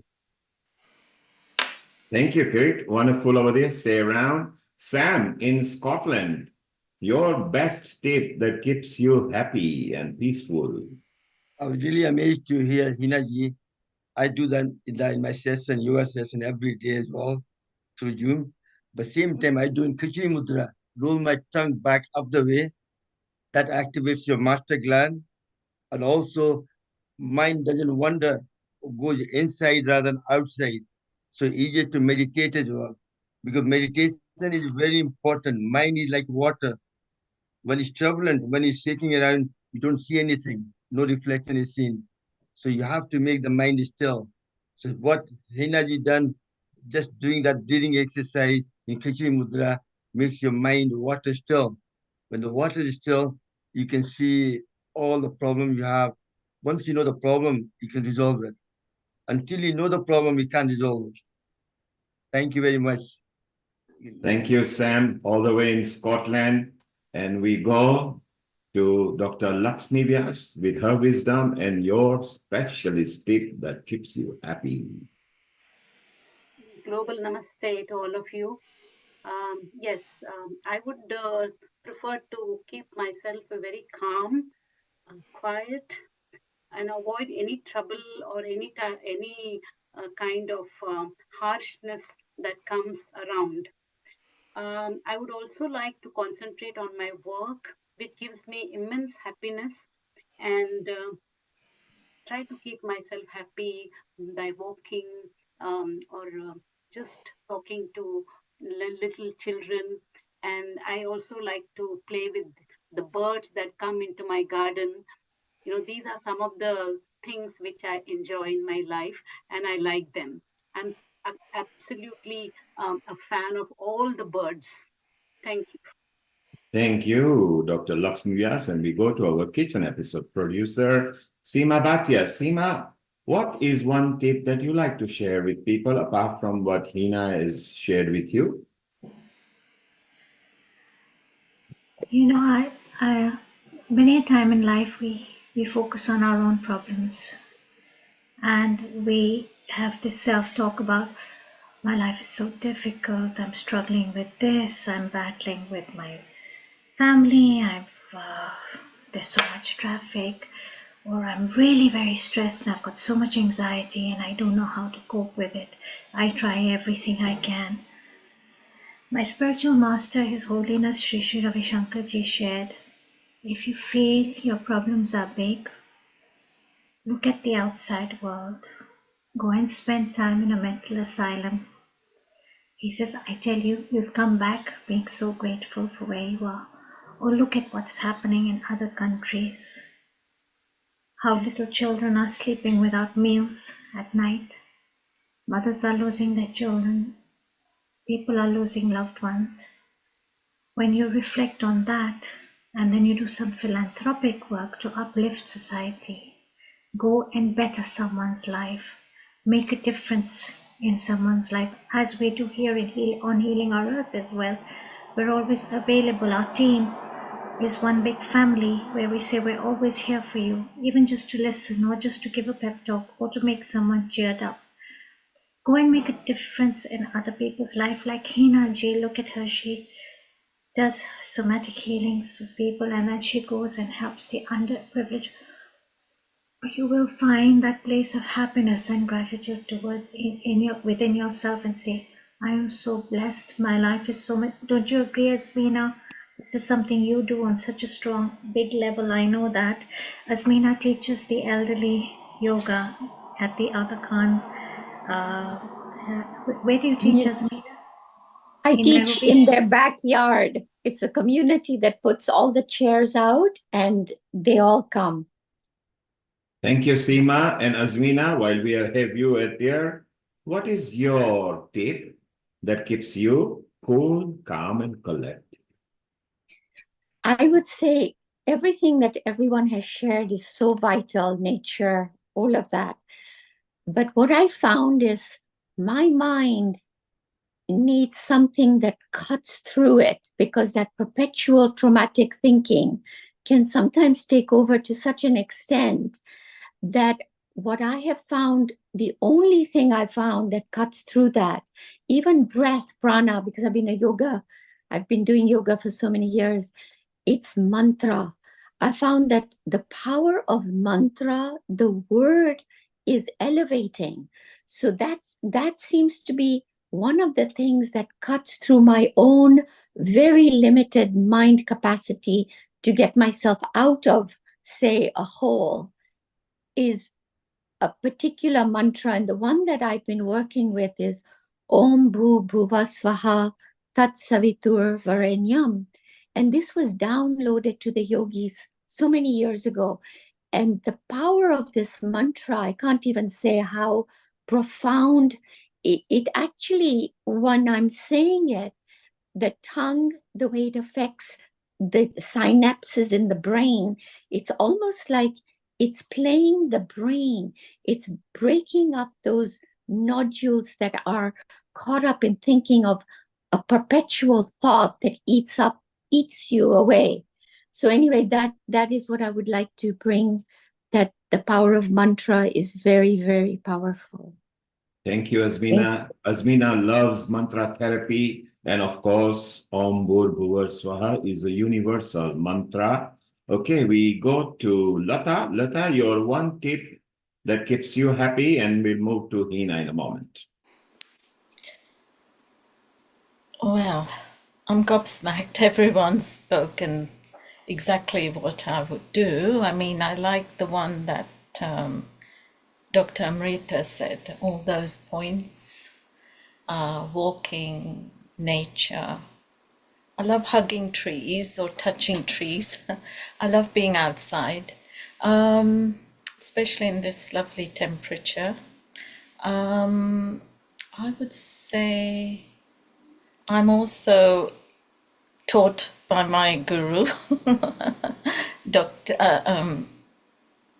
Mr. Sam.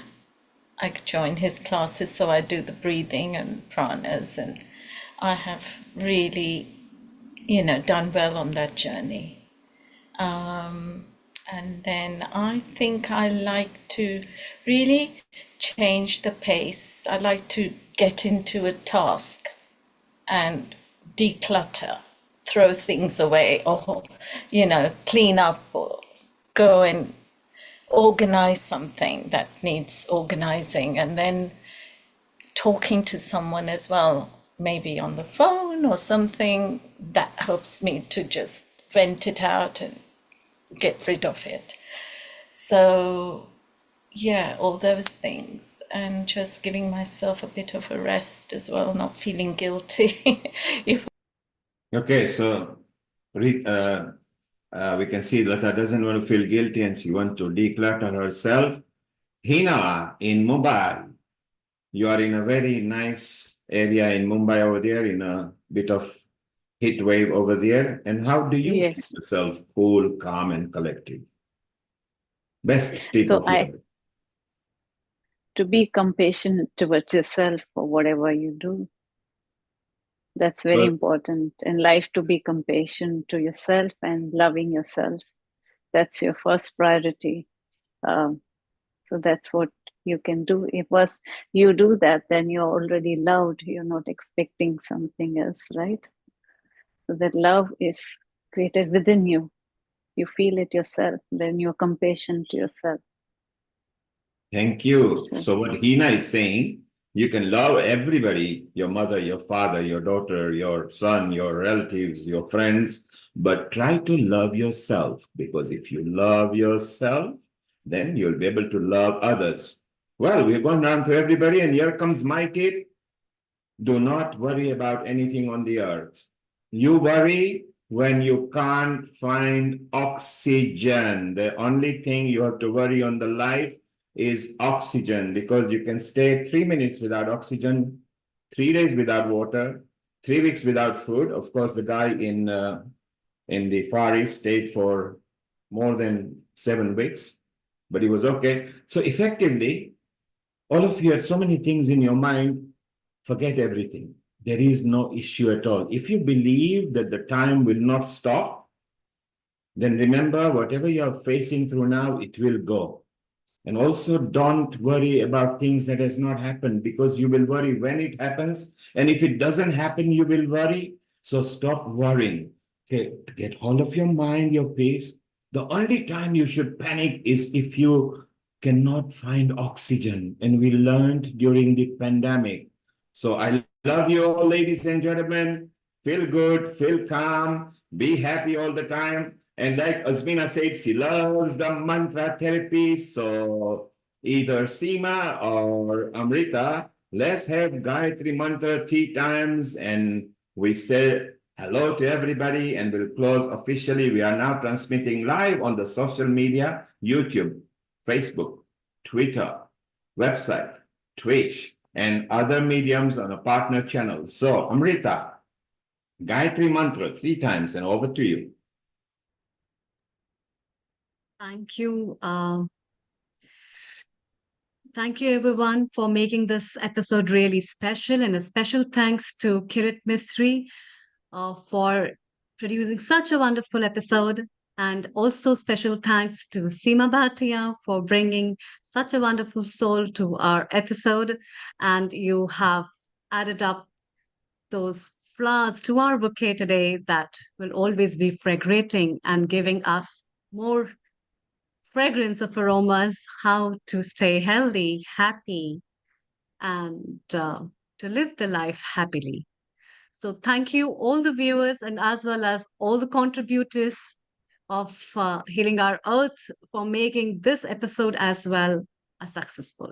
We look forward for your support, your love, and your presence in the future episodes that we will be shortly showing you next Sunday again. And now it's time to close today's episode with the Gayatri Mantra. Closing your eyes with a calm mind, taking a deep breath inside.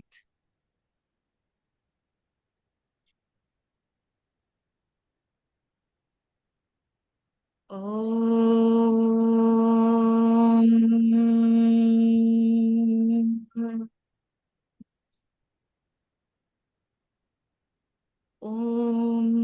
Bhurbhuva Swaha Tatsaviturvarenyam Bhargo Devasya Dhimahi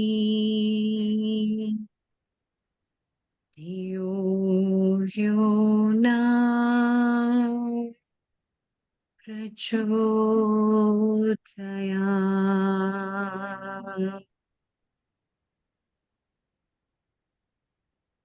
Om Bhurbhuva Swaha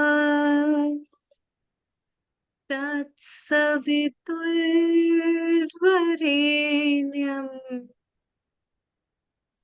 भर्गो देवस्य धीमहि धियो यो न प्रचोदयात्।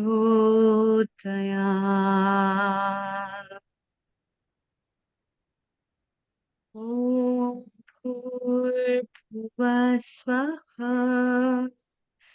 तत्सवितुर्वरेण्यं भर्गो देवस्य धीमहि